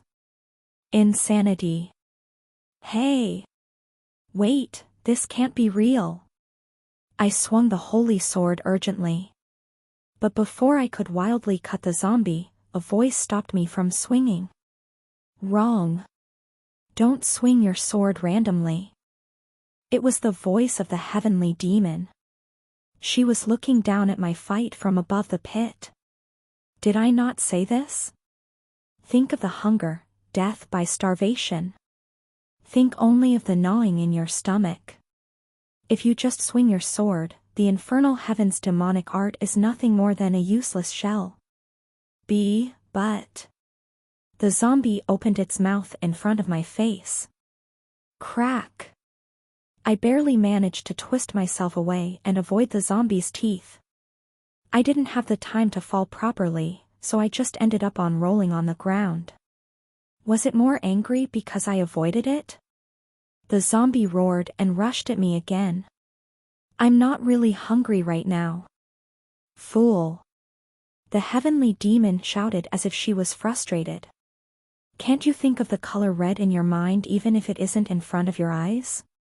Just because you're not hungry right now doesn't mean you can't remember the feeling of hunger. Guo. While the heavenly demon talked to me, the zombie continued to attack me with its nails. If I was scratched by those nails even once, it would be over for me. If I became infected with the zombie virus, I would become Kim Zombie in the truest sense of the word. Chong! Clink! The zombie's nails struck my sword with a horrible sound. I couldn't attack, busy as I was with trying to defend myself. I could taste death. If you can't do this, it is because you aren't yet used to the sense of hunger. Your stomach is too full. Those who learn the infernal heaven's demonic arts must be able to freely recall their senses. A sense of hunger. Memory of hunger. Remember the longest time you were starved for. Go over your senses from back then. Where were you then? What did you want to eat the most? How long had you been hungry? The longest time I starved for was 3 to 4 days. What? 3 to 4 days? The heavenly demon was dumbfounded. You mean that the longest you've ever starved was for only 3 days? That's ridiculous. It has been a long time since the world has become so turbulent, and the harvest has been bad. How could you only starve for 3 days, unless you're the child of a noble family? Well, the place beyond the walls were more abundant than the central regions. Of course, the tower, where people from all over the world gathered, was more abundant than the Murim world. Furthermore, it was also a place where you could enjoy modern civilization. There probably were quite a few hunters who've never starved for more than 2 days. Oh ho. Ha. TSK, TSK, tisk. The heavenly demon sighed. I see that this isn't getting through to you. Hunger is the most pressing sensation. That is because it is a pain that cannot be skipped for even a day, a pain that no man can reject. People live to soothe their hunger. There is no difference between the hunger of an emperor and the hunger of the lowest caste. How can you awaken the infernal heaven's demonic art if you don't even know this? No, but I lived as an F-class hunter for over 10 years and have gone hungry quite often. When I bought tteokbokki while living outside the tower, I counted how many rice cakes there were per serving and only bought from a shop that gave 4 more pieces. Enough. The heavenly demon turned around. This was my fault. For a moment, I had hope. As I thought, you are a man whose only talk. I was at the bottom of the huge pit. So, the heavenly demon's figure quickly disappeared from my view. Chung! Clink! Barely blocking the zombie's teeth and nails, I shouted at the already distant heavenly demon. Heavenly demon Nim. There was no answer. Heavenly demon Nim. Again, there was no answer. The heavenly demon was a warrior who didn't look back. Please wait. Oh my God, it's not like being hungry is something special. Does that make any sense that you can't learn martial arts because of that? Ha! The Hadouken zombie opened its mouth wide again. Ah. Oh foo. Chump. You have died. You are regressing to 24 hours ago. CK. I regressed to a day ago and stomped my feet. As I returned, I saw the skill card of Hadouken Zombie, suffered trauma, and received system verification that my ego was maintained, but that wasn't important now. But I also lived through a lot of hardships. I was fuming. Indignant. Wanting to win. Only those 2 emotions, like red and blue fireworks, burned in my heart. They went beyond just burning. They blazed. Wow. Bei Hurayong rested peacefully next to me. She's educating you in a very traditional way. Well, she's teaching you an arcane art, so that's only right. Zombie. Humans have been eating more since olden times, so they become more simple. Fine. So she's coming at me like this, huh? I ignored Bei Hurayong's words and left the hot spring cave. If you come out like that, do you think I'll cower and surrender? Am I supposed to be thankful? I'm a man who has burned to death. I was scorched from my head down. Do you think I won't die from starvation? Bei Hurayong wore a rare, embarrassed expression. Zombie? Why are you like this? Hey. Instead of this, learn swordsmanship only from me, not the heavenly demon woman or something. I'm much more tolerant when it comes to being a teacher. She wants me to feel hungry? Then I'll starve. Damn it. Bei Hurayong muttered. What a dilemma. This guy's completely gone nuts. Oh, he's a crazy kid who can't see anything in front of him when he gets mad. We'll lose out on so many days. From that day on, I entered the road to hell. I'm going to find the items needed to clear this stage. That's what I told the party. With that, I left. Alone, I went as far as I could from the hot spring cave and isolated myself on a snowy mountain. Doing nothing. I just stayed there. You're crazy. Did he even know what I was trying to do? Bei Hurayong looked at me with judgmental eyes. You're just going to stay here until you starve, right? Yes. That's it. Man. Bei Hurayong lamented. Everyone else should have to know how dumb this guy is. Poor me. I'm the only one who knows this, alas. I regret becoming a ghost when I died. I regret it. He was noisy.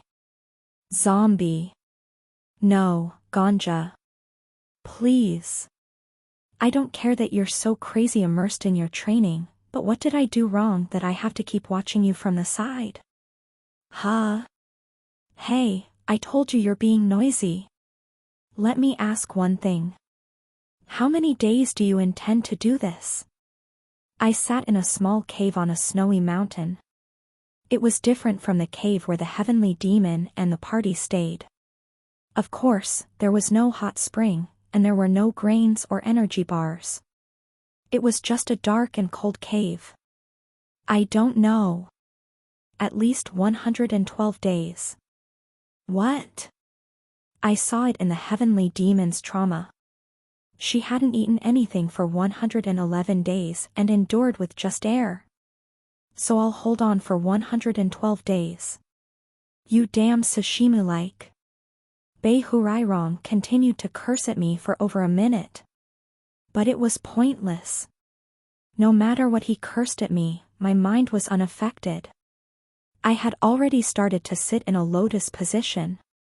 You can't last for more than 100 days, no matter how much you want to. Bei Hurayong cried out. Look at the weather now. It's cold. It's super cold. You'd freeze right away if you didn't have aura, but how are you going to keep circulating your aura for over 100 days? No matter how much you try, 20 days will be the limit.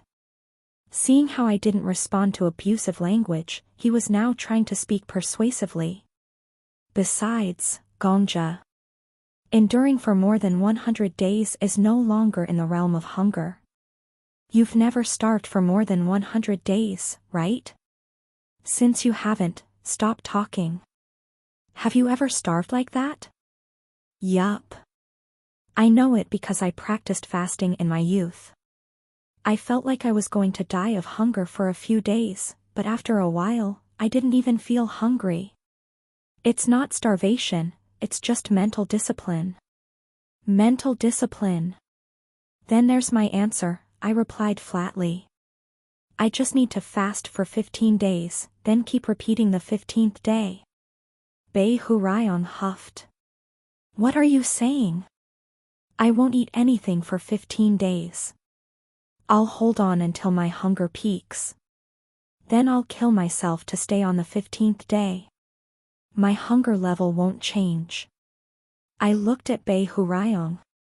I repeat until I have 112 days like that. How does it sound? I won't run out of aura. I'll continue to feel hunger. It's the perfect solution. You madman. Beihurayong was astonished. Just learn from me. Don't take a strange master as your teacher. I told you, my martial arts is superior. If you really need a teacher, you can learn from me. What the hell is making you do such a crazy thing? I will learn the infernal heaven's demonic art perfectly. My heart was ablaze. Do you know why the heavenly demon lost hope in the world? Do you know why this world, the chronicles of the heavenly demon, ended? It's because she felt that it was meaningless to live longer. When the Murim Lord was lying in his sickbed, the heavenly demon muttered to herself, "The whole world has become empty." That was the end. If the world was a book, that was the final sentence written on the last page. That it was all meaningless. Even if people continued to talk, none of their words mattered. Even if people moved, no matter where they went, no matter what they felt, none of it had any meaning. Even if there were hundreds of lines after that sentence. Even with thousands of lines of description. It was to no avail. It was the same as a white sheet of paper. Then, the novel dies, and the world dies. It would perish. That was what the librarian meant by serial discontinuation. But I didn't want this world to perish that way. I didn't want the heavenly demon to end like that. It's easy to live while avoiding things. I looked outside the cave. There was a white snowy field. Let's say I have a thug-like skill. I'm the greatest. If I win everything by skill. Hunters that are inferior to me are like that because they are idiots. I don't need to care about the idiots, so I just pick a stage that's comfortable for me to target. No matter what happens, I laugh at them. I look down on them, cynically. I circulated the aura all over my body, still in the lotus position. It does look cool, I admit. Then, I began. And while cynicism isn't childish in itself, people who live while being cynical are childish. I started to starve myself. Fairness is childish, but the people who live fairly are not childish. I starved for a day. I am a person too. I have to live. I starved for 2 days. Then, the answer is obvious as to how I should live. I starved for 3 days. I starved, and starved again. Chapter 73. The One Who Gathers Death. 2. Hunger. What is hunger? It had been a week since I started fasting. Well, the first and second days were the most painful. After 3 days passed, the pain went away. My gut movements slowed down. My thoughts became slow. My life itself faded a little. If you compare a person's life to a river, in my case one could say that the current had shrunk and dried up like a river during a year of famine. A drought. It quietly faded and receded.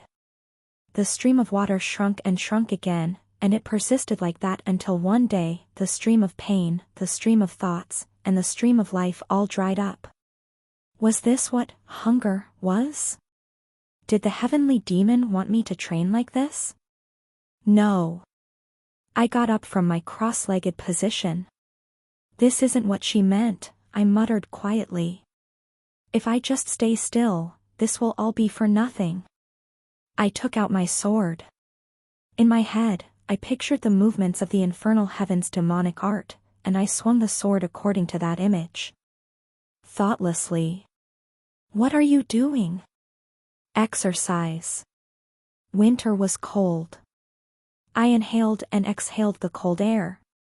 Was it because I drank snow for the past 7 days? My breath seemed to resemble a flurry of snow. I was thinking about this wrong. I'm a little stupid. The hunger that the heavenly demon mentioned is not simply not eating. It's even worse to just fast in the lotus position. It was the first time I moved my body in a week, and I immediately ran out of breath. My muscles were shaking. My respiratory tract was tight. Hunger is when you want to eat but cannot eat. Clumsily, I tried to do a sword dance. However, I was sweating. It was different from sitting silently. My body began to come alive. The amount of sweat dripping from my skin was probably equal to the amount of water I took in. This week, I was thinking about a farmer. A hungry farmer. What is hunger? What sort of farmer wouldn't go out to the field because he was hungry? Whether he's hungry or not, whether he ate or not, he has to work. And even if he works hard, there's nothing to eat. Wasn't that what hunger was? He swings his pickaxe. He digs the ground. But it's a famine. It's been a grim time. No matter how much he works, the seeds don't sprout. The seeds really won't grow. I swung my sword. Because there is nothing he can do. I closed my eyes. The land. I imagined a land that was dry and arid. That's why he is hungry. A farmer strikes the dry ground with a pickaxe. Thud. The dirt would crumble. Like breaking a stale cookie. It's been over half a year since it rained. The reservoir is empty. The well in the village is also dry. There isn't a single drop of water in the field. In broad daylight, an old man comes out and sits at the entrance of the village. He doesn't speak. The old man's wrinkled face is also dry. Because it's a drought. The sun is hot. Some villagers have already abandoned their farming work. Their fields were abandoned. Since they abandoned their work, there were fewer reasons for them to not abandon their homes. The villager took the children and left for the coast. But this farmer hasn't let go yet. Why? Because the sea doesn't seem to be different. He doesn't know how to fish. People can only live by what they learn to steal, and the farmer only knows to steal from the earth. It was the same for his father, his father's father, and the father before that. 1 day passed. 2 days. 3. The farmer goes out to the field. He goes to work even though there is no reward. In the evening, he climbs the mountain and peels off the bark of some surviving trees that he can eat. Now, there is hardly any bark left. All the villagers had taken off. When he descended from the mountain and looked back, the trees were all white and bare. From a distance, it looked like a forest of birch trees. Hunger was what made the world white. But the farmer swung his pickaxe on the bare ground. I swung my sword in the air. He can't even eat the bark. He has a family.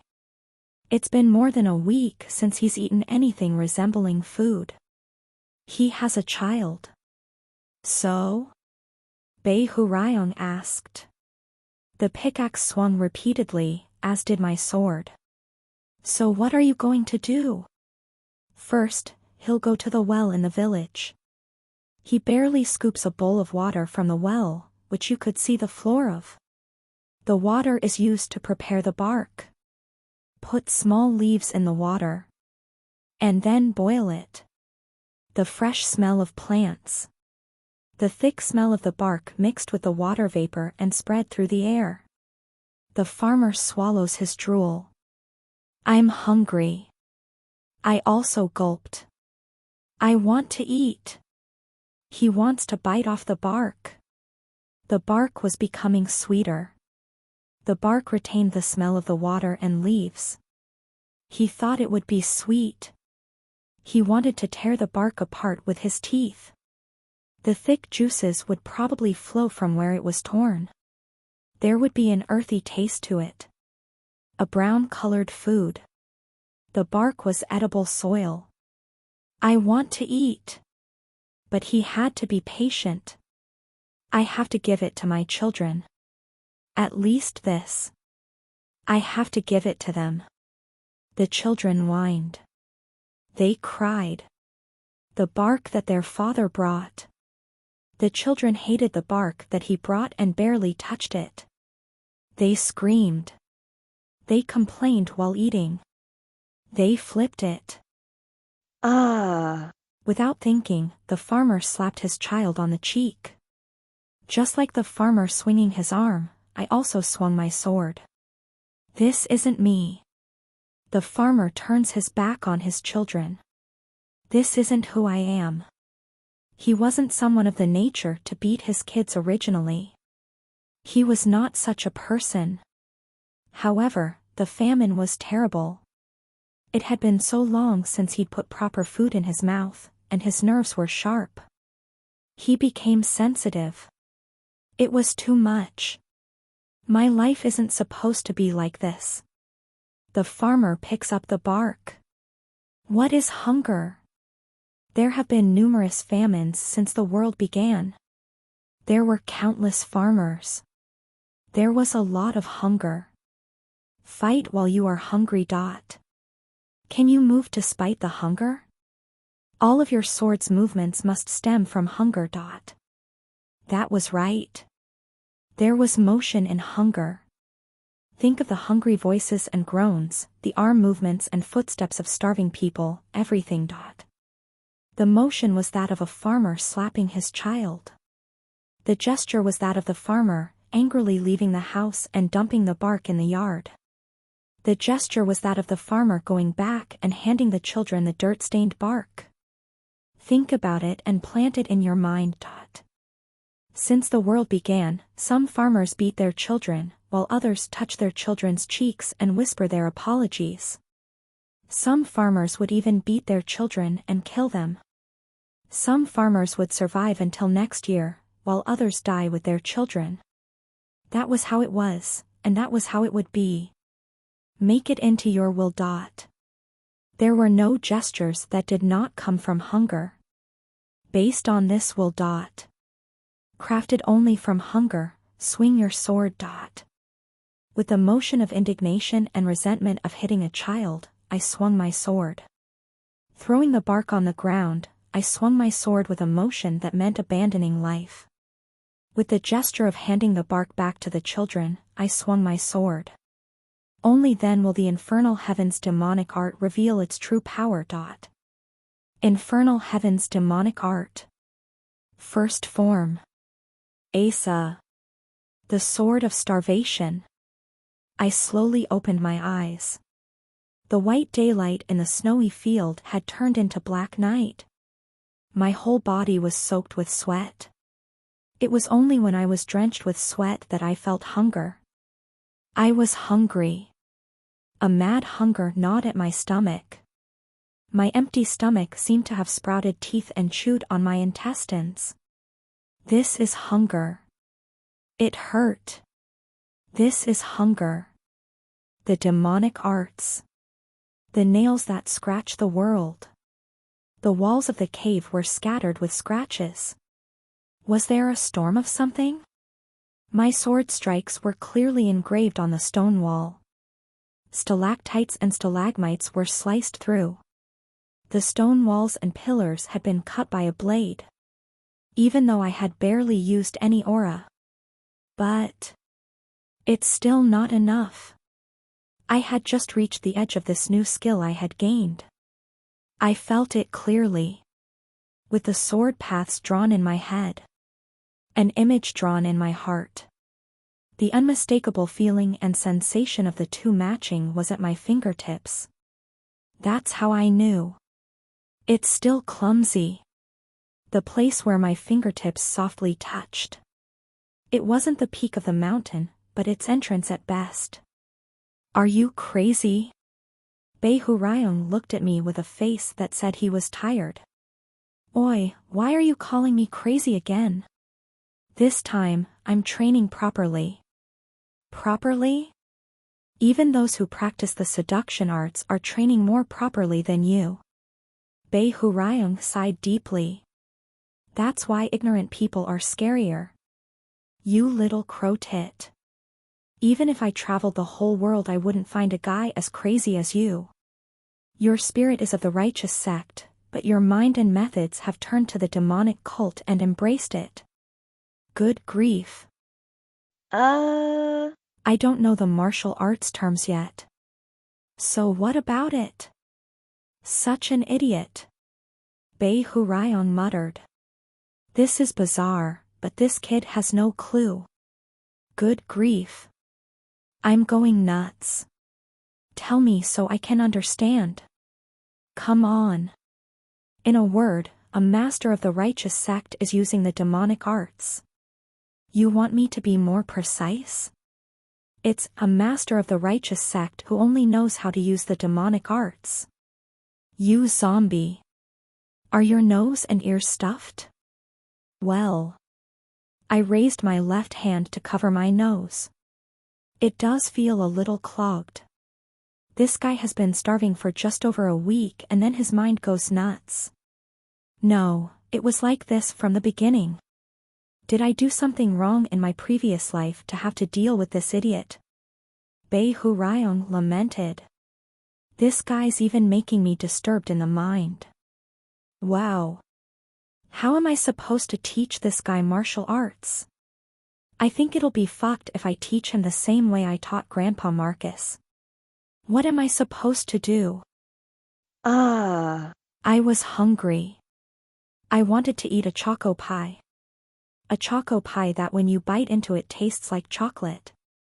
A choco pie with a chewy white marshmallow inside.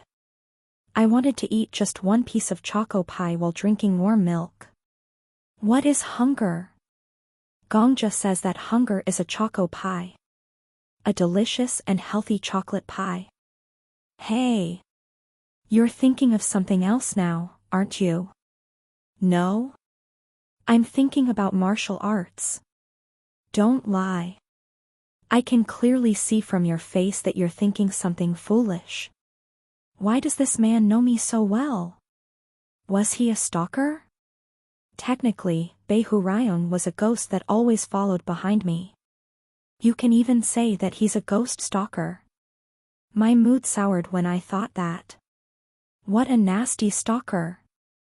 I'm telling the truth. The truthiest of truths. Were you frequently deceived when you were alive to be this doubtful? Then tell me. What and how were you thinking about martial arts? The stalker nitpicked. Even the way that he hung on to the little things resembled the behavior of a stalker. Even though he was as large as a gorilla. Hurry up and enter nirvana, ghost gorilla stalker. I made a solemn expression. I thought I'd go down the mountain for a while. Descend the mountain? Why? Are you going to teach the heavenly demon a lesson this time? PSSSH. I waved my hand in denial. I've only just reached the start of the infernal heaven's demonic art.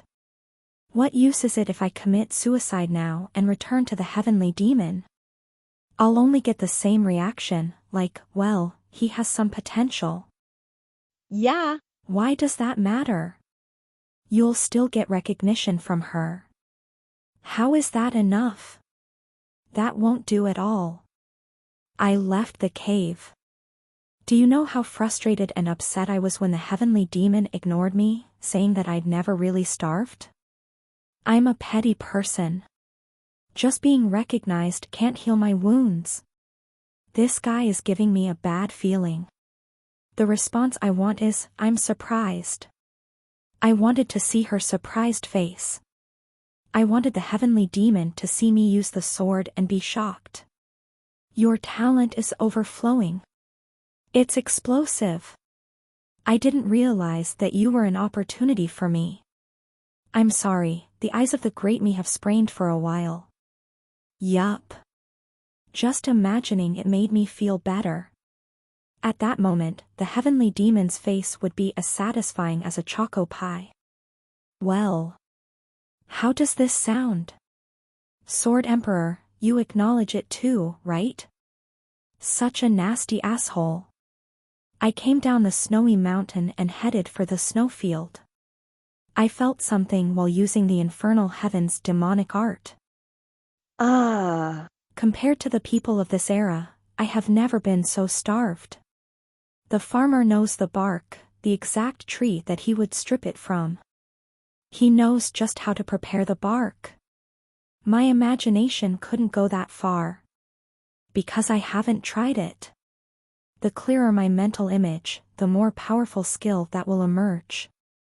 The reason that my martial arts is weak even though I've learned the infernal heaven's demonic art skill is because my image is inferior. So, I stopped in the snow. From now on, I will fill the imagination that I lack. What are you gonna do? Are you really going to eat bark? No. There is a much better way. I laughed. 100 Ghosts Reincarnation. Moonlight shone. The snowfield was dyed silver. Suddenly, a cloud covered the moon. The clouds in the night sky became shadows on the snowfield. Little by little. Like bugs, the shadows swallowed the snowfield bit by bit. The moon was swallowed by the shadows. Your skill is being activated. After a while, the clouds receded. However, the shadows in the snowfield did not disappear. Even in the moonlight, the snowfield was no longer silver. As if the moon, once swallowed, could not return, there were numerous shadows in the snow. My lord. One of the shadows opened her mouth. Did you call us? Preta knelt on one knee. Crunch. The snow was crushed by her knee and made a small sound. Thousands of skeletons stood behind her. Yes. I nodded. Preta. I have a task for you. Please give us our orders. This is a world that is ending. All humans have become ghosts and corpses, wandering around the 9 celestial bodies. Well. Maybe it's similar to the Egyptian Empire that you once destroyed. Preta bowed a little lower. My command is simple. Scatter. Scatter and gather the hungry corpses. The hungry corpses, you say? Correct. I gazed upon the endlessly snowy night. There will be towns and rural villages somewhere around here. Find them. And bring the corpses that you find to here. The corpses move, so they will resist, but you number over 4,000. Overwhelm them with quantity. How many? Preta opened her mouth carefully. How many corpses shall we retrieve? 112. Humans with the trauma of hunger. I will learn their hunger. And when I learn and master their hunger, I would be closer to the heavenly demon at last. Chapter 74. The One Who Gathers Death. 3. Translator, Thursday's editor, Sasha. Milord. Preta looked up at me carefully. Experiencing 112 deaths is excessive. Even now, you've become so emaciated in the last few days that it's hard to recognize you. Huh? Did you become so loyal that you're worried about my body? Preta hesitated. She seemed to be agonizing over how to answer me. Would it be better to use flattery? Or should she reveal her innermost thoughts? When the Lord disappears, I will disappear too. Preta opened her mouth. I will no longer be able to live in my little paradise. My life, my memory, my meaning, and everything will disappear. Everything depends on you, milord. I am concerned about myself, so I am concerned about milord's body as well. It's nice, to be honest. The corners of my mouth rose. How about you? Are you living all right these days? Excuse me. You ended up living in Estelle's village. The people whom you valued more than your life have also returned. So how are you doing? After gaining the right to monopolize the 20th floor, I released Preta to the village. Other than when I needed her to do something like right now, she would continue to stay in the village. It would be the same in the future as well. Preta replied with a nervous look. I'm doing fine. Anything special? If we're talking about something special. Preta blinked. There was a time when people called hunters came in.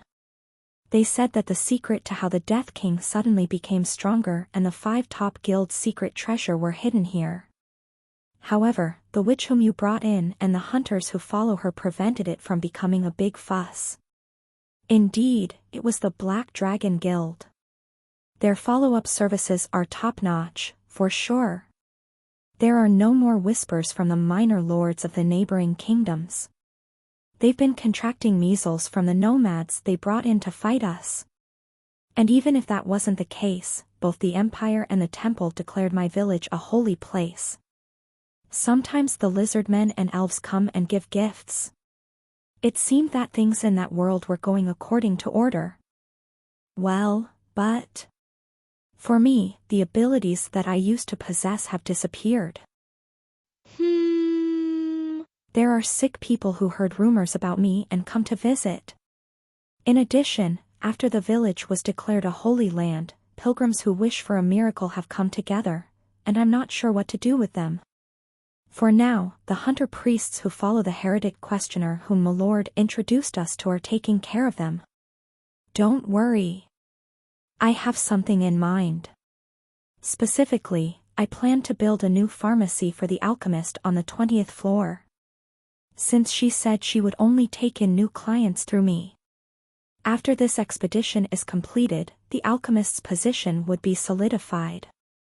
I have to make sure that the traffic is organized. As it was a place where patients constantly visit, she would be able to gain experience with various diseases. The alchemist won't be able to handle the workload alone. Some staff would need to be hired. It would be okay to have Preta as an assistant, and it should be good to have pharmacist wannabe hunters as her disciples. Then, the size of the pharmacy will naturally increase. It wouldn't take a long time for the new pharmacy to be recognized as a branch of the Alchemy Castle, and then the branch will be converted to its headquarters. I have to take care of my people. I smiled. Anything else? Other than that? Oh, Dezina is the head of the school in my village. I think she liked the teg baki that the hunters brought us. And Garchov, the old man who takes care of the orchard, handed out the fruit grown by him to the Black Dragon Guild's hunters who stood guard in the village, and the Black Dragon hunters gave him the fruit from Milord's world. The wind blew. Snow fluttered, and the moonlight quietly faded with the scattering snowflakes. Preta's voice flowed like snow. Under the moonlit night, I listened to the story that continued up until its end. Preta bowed her head. And that's the situation. It sounds like you're living well. Preta replied carefully, yes. I'm living well. I nodded. We should improve the lives of people in this world as well. Come on, go and collect the bodies. Golden hair flowed down to her shoulders. Preta bowed again. A sound spilled from her lips. As you command. There is a saying that goes, the right man for the right job. Summoning Preta and entrusting her to collect the bodies had very good results. She was one of the lower constellations. She had been called the Devil King of Fall Rain, and had destroyed the world at least once. She knew how to reap death. I will start looking for a town or city where the government offices are located. Thousands of skeletons moved at Preta's signal. Because it is a workplace for officials, there should be a map. It will be just a clumsy map, but it should be enough to compare the geography. I'd like to combine the fragmented maps to explore remote rural and fishing villages.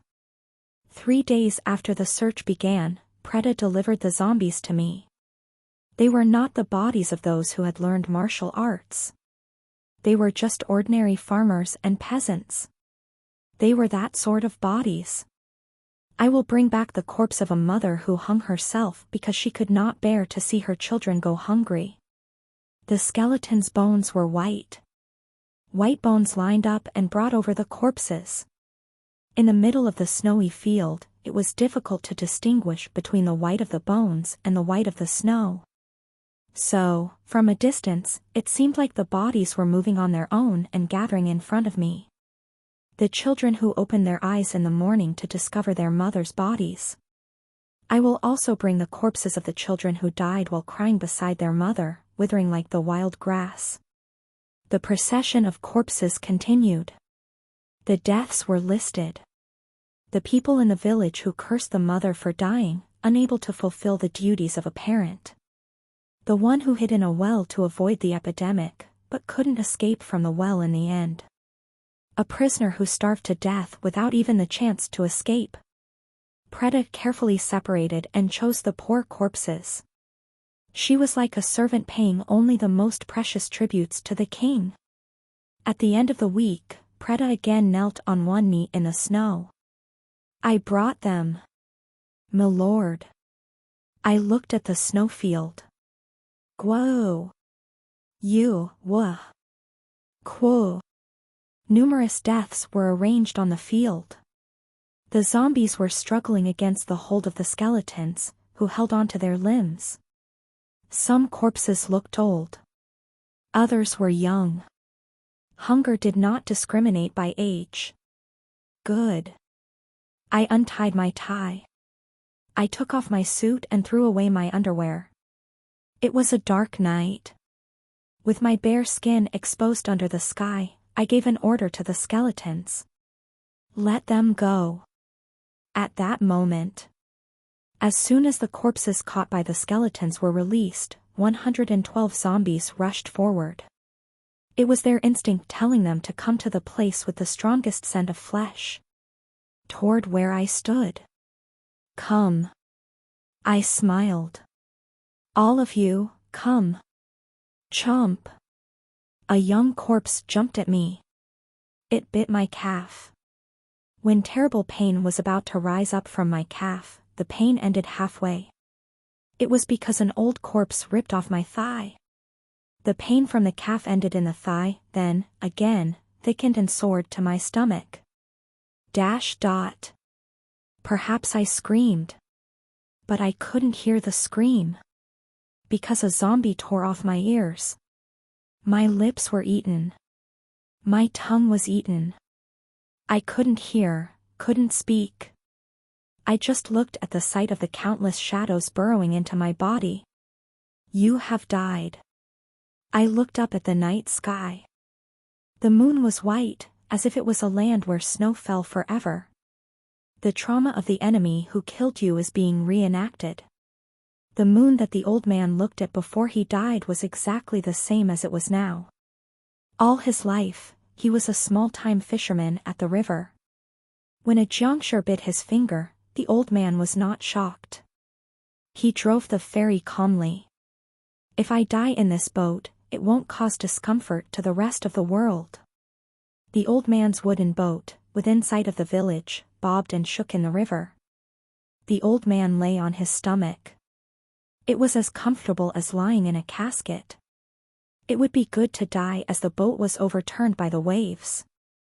It would be good to die as if he was just falling asleep. The old man considered it happiness to be born on the river and die in the river. The last moon he looked up was peaceful. The trauma of the enemy who killed you is being reenacted. He didn't know how the world had changed so much. That was what the young viceroy thought as he strolled along the city walls at night. This wasn't even his hometown. He was once a student who just memorized a few lines in the writing room. However, the viceroy died, his people died, and the people's servants died. One death led to another like a polite request to be passed on. At the end of those requests, the one standing was himself. Town leader Nim. A soldier approached him and spoke. He wasn't always a soldier. He had been a pimp at the inn. Even though he was testy, his head was put on right, and he was useful. What is it? The granary is empty. After half a month, there will be no millet in the warehouse. Fishermen sometimes catch fish, but they are not good enough. What will you? Reduce the grain ration for the elderly. The young viceroy said. There are countless Jiangshi. We have to save those who can still fight. Reduce the food that goes to the elderly and children by 1/3. The trauma of the enemy who killed you is being reenacted. The viceroy in front of him was cold-blooded.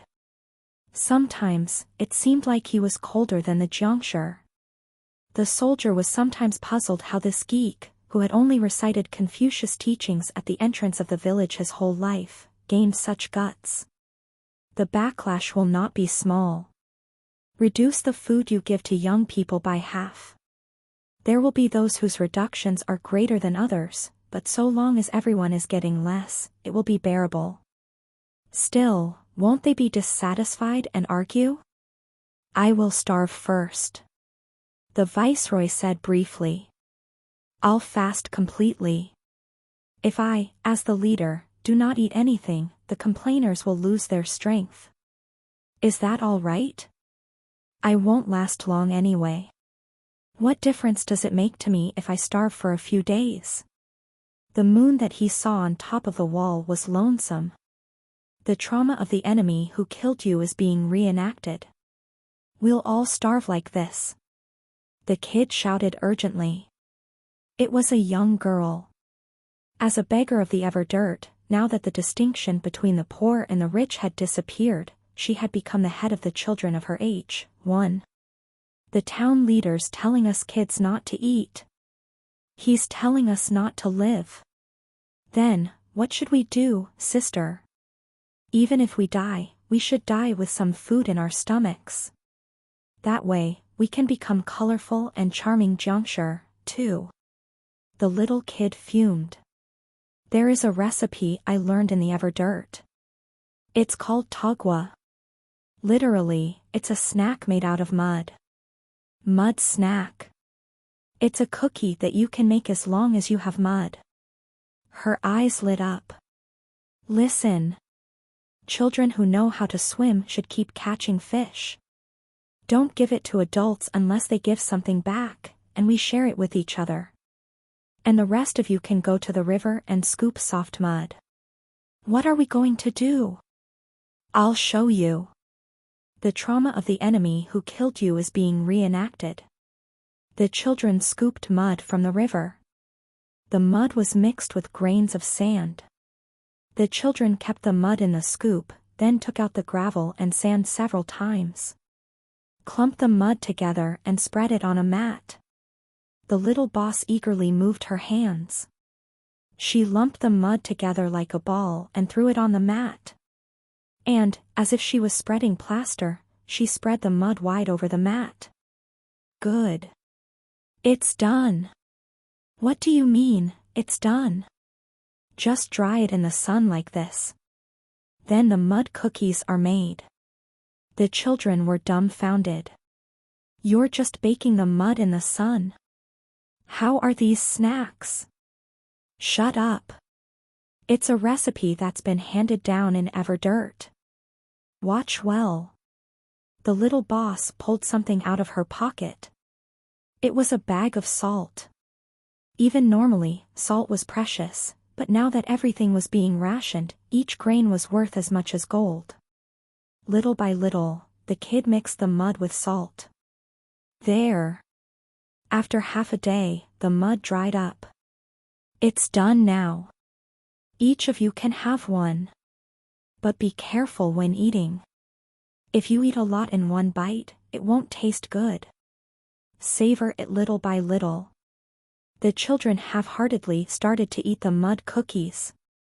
The trauma of the enemy who killed you is being reenacted.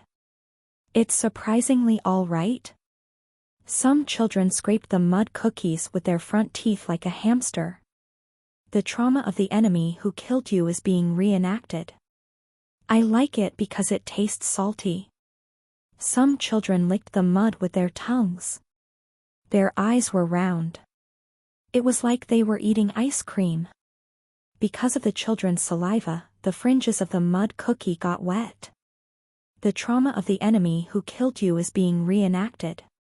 It tastes awful. Some children just cried. The little boss laughed. It's okay. It just needs to be edible. In the future, we have to take care of all of our food. Eat tagua every day, and if we catch fish, we'll eat fish as well. All right? Yes, sister. The children soothed their hungry stomachs with mud. A person's mouth was sly. The children's throats accepted the salty mud as food. The salty taste was to trick the tongue for the mud to be swallowed. So, when the children were eating mud, they didn't bite it all at once. They tasted the salt while licking the mud with their tongues. Don't lick too much. The taste will disappear. You have to eat pieces of it while licking. By the river, children kneaded the mud every day. Yeah. At the riverside. Look over there. It's a body. It was the same river where an old man had left on a boat. The old man who was born on the river died in the river. The old man regarded it as happiness. He thought that using a boat as a coffin and dying was a way to do no harm to the world. But there was something the old man didn't think about. Drowned corpses sometimes washed up on the shores. If it was the old man's happiness to die in the river, it was the old man's misfortune that his body had been pushed to this river, not the other side. And it was everyone's misfortune. The old man must have drowned. How sad. Is it a fisherman? The children approached the old corpse with fear and curiosity. Huh? It was a dark dawn. Wait a moment. Yeah. It's a juncture. It's not just a corpse. The corpse wriggled as it smelled the tender flesh of the children. Run. There were some children who ran away. Ah. There was also a child who could not run away. The trauma of the enemy who killed you is being reenacted. That was it. The trauma of the enemy who killed you is being reenacted. The fortress along the river, which lost contact with the capital and the surrounding villages, was destroyed. The old man died. The last town leader died while fighting. A pawn soldier died trying to get past the town gates. The little boss died while holding her younger siblings. The trauma of the enemy who killed you is being reenacted. They tried to live. The trauma of the enemy who killed you is being reenacted. They struggled. The trauma of the enemy who killed you is being reenacted. Because they tried to live, they starved. The trauma of the enemy who killed you is being reenacted.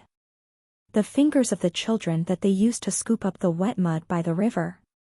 Their hands spreading the mud dough on the mat. Their fingertips holding tightly onto the dried mud cookies. The trauma of the enemy who killed you is being reenacted. 112 deaths. There was no gesture that did not come from hunger among them. Trauma reenactment complete. Confirming that the subject's psyche is maintained. The penalty is ending. I slowly opened my eyes. The snowfield was deserted. On this quiet night, I softly talked to myself. I wanted to learn how to prepare the bark. Reality surpassed my imagination. Was the bark of a tree not traumatized in a world that was nearing destruction? Humans could even eat mud when they were cornered. That's right. Things like that happen, too. I stood up and dug into the snow. I wrapped Aura in my bare hands. Digging in the snow and digging again, I reached the frozen ground underneath the perpetual snow.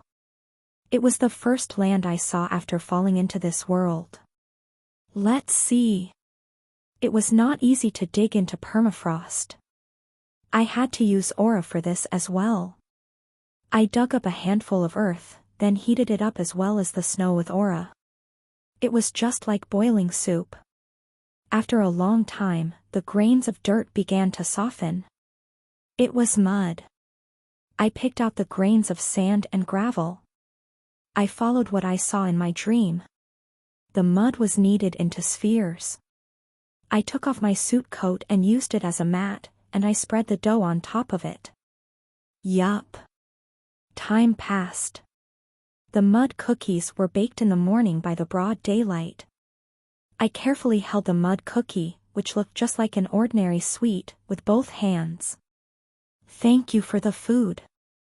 I cracked it with my teeth. A crunching sound echoed in my mouth. I licked the edge of the mud cookie with my tongue. The texture became a little softer. However, it was only soft at the tip, so when I put it in my mouth, the grains of dirt stuck to the roof of my mouth. My whole mouth felt that unpleasant texture. A little later, I got the hang of it. This food was not supposed to be chewed with my molars. I had to gnaw it with my front teeth, then swallow it little by little.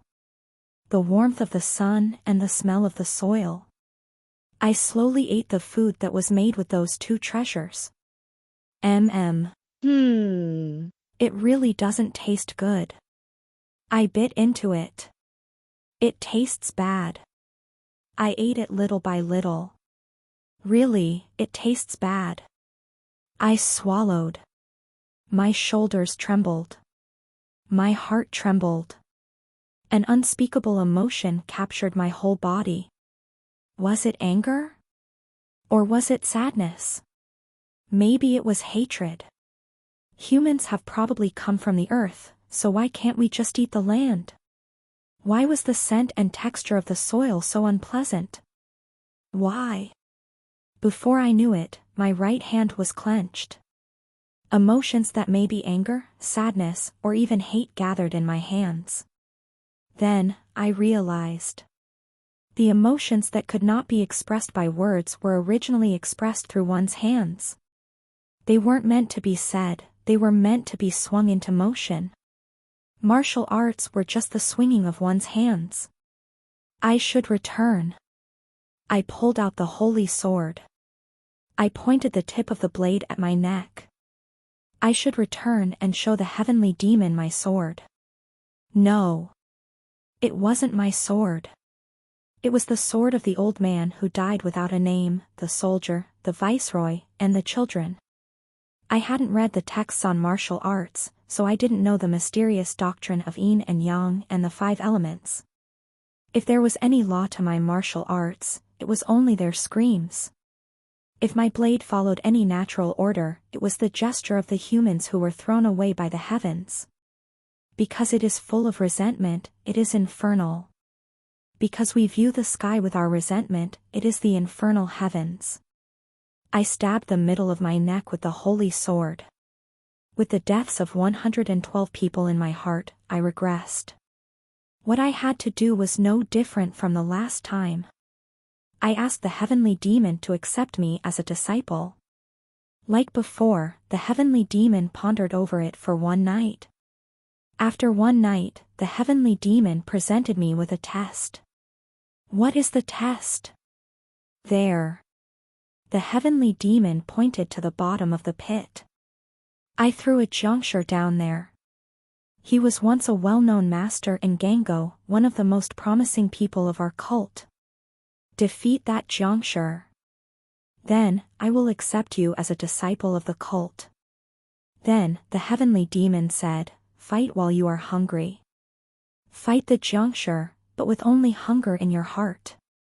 Only the pain of hunger must be in that place. Do not let any other emotions or thoughts other penetrate your psyche. Can you do it? I didn't answer. There was no reason to answer what could not be said with words. Instead, I quietly jumped into the pit. Goo! One juncture ran at me. I looked at the juncture with indifferent eyes. The scent of mud in my mouth. The texture of a lump of dirt in my hands. With only the children's hunger in my heart. Infernal heaven's demonic art. First form. Sword of starvation. I swung my sword. With the first strike, I cut both his legs. The second strike, I cut off both arms. The third strike sliced off the juncture's head. There was no gesture that did not come from hunger. The man who was supposed to be a high-level master of the demonic sect was silenced in the bottom of the pit. I looked up. The heavenly demon's mouth hung open. She was looking amazed, like when she first saw our party. Perhaps she was even more astonished. Her eyes shook. Seeing her eyes shake, I was sure that her heart would be swayed. The meaning of life, when she had thought that all was lost. It was because she saw it right before her eyes. A new beginning. Because it became visible. Heavenly demon Nim. I slowly opened my mouth. What kind of death will we master next?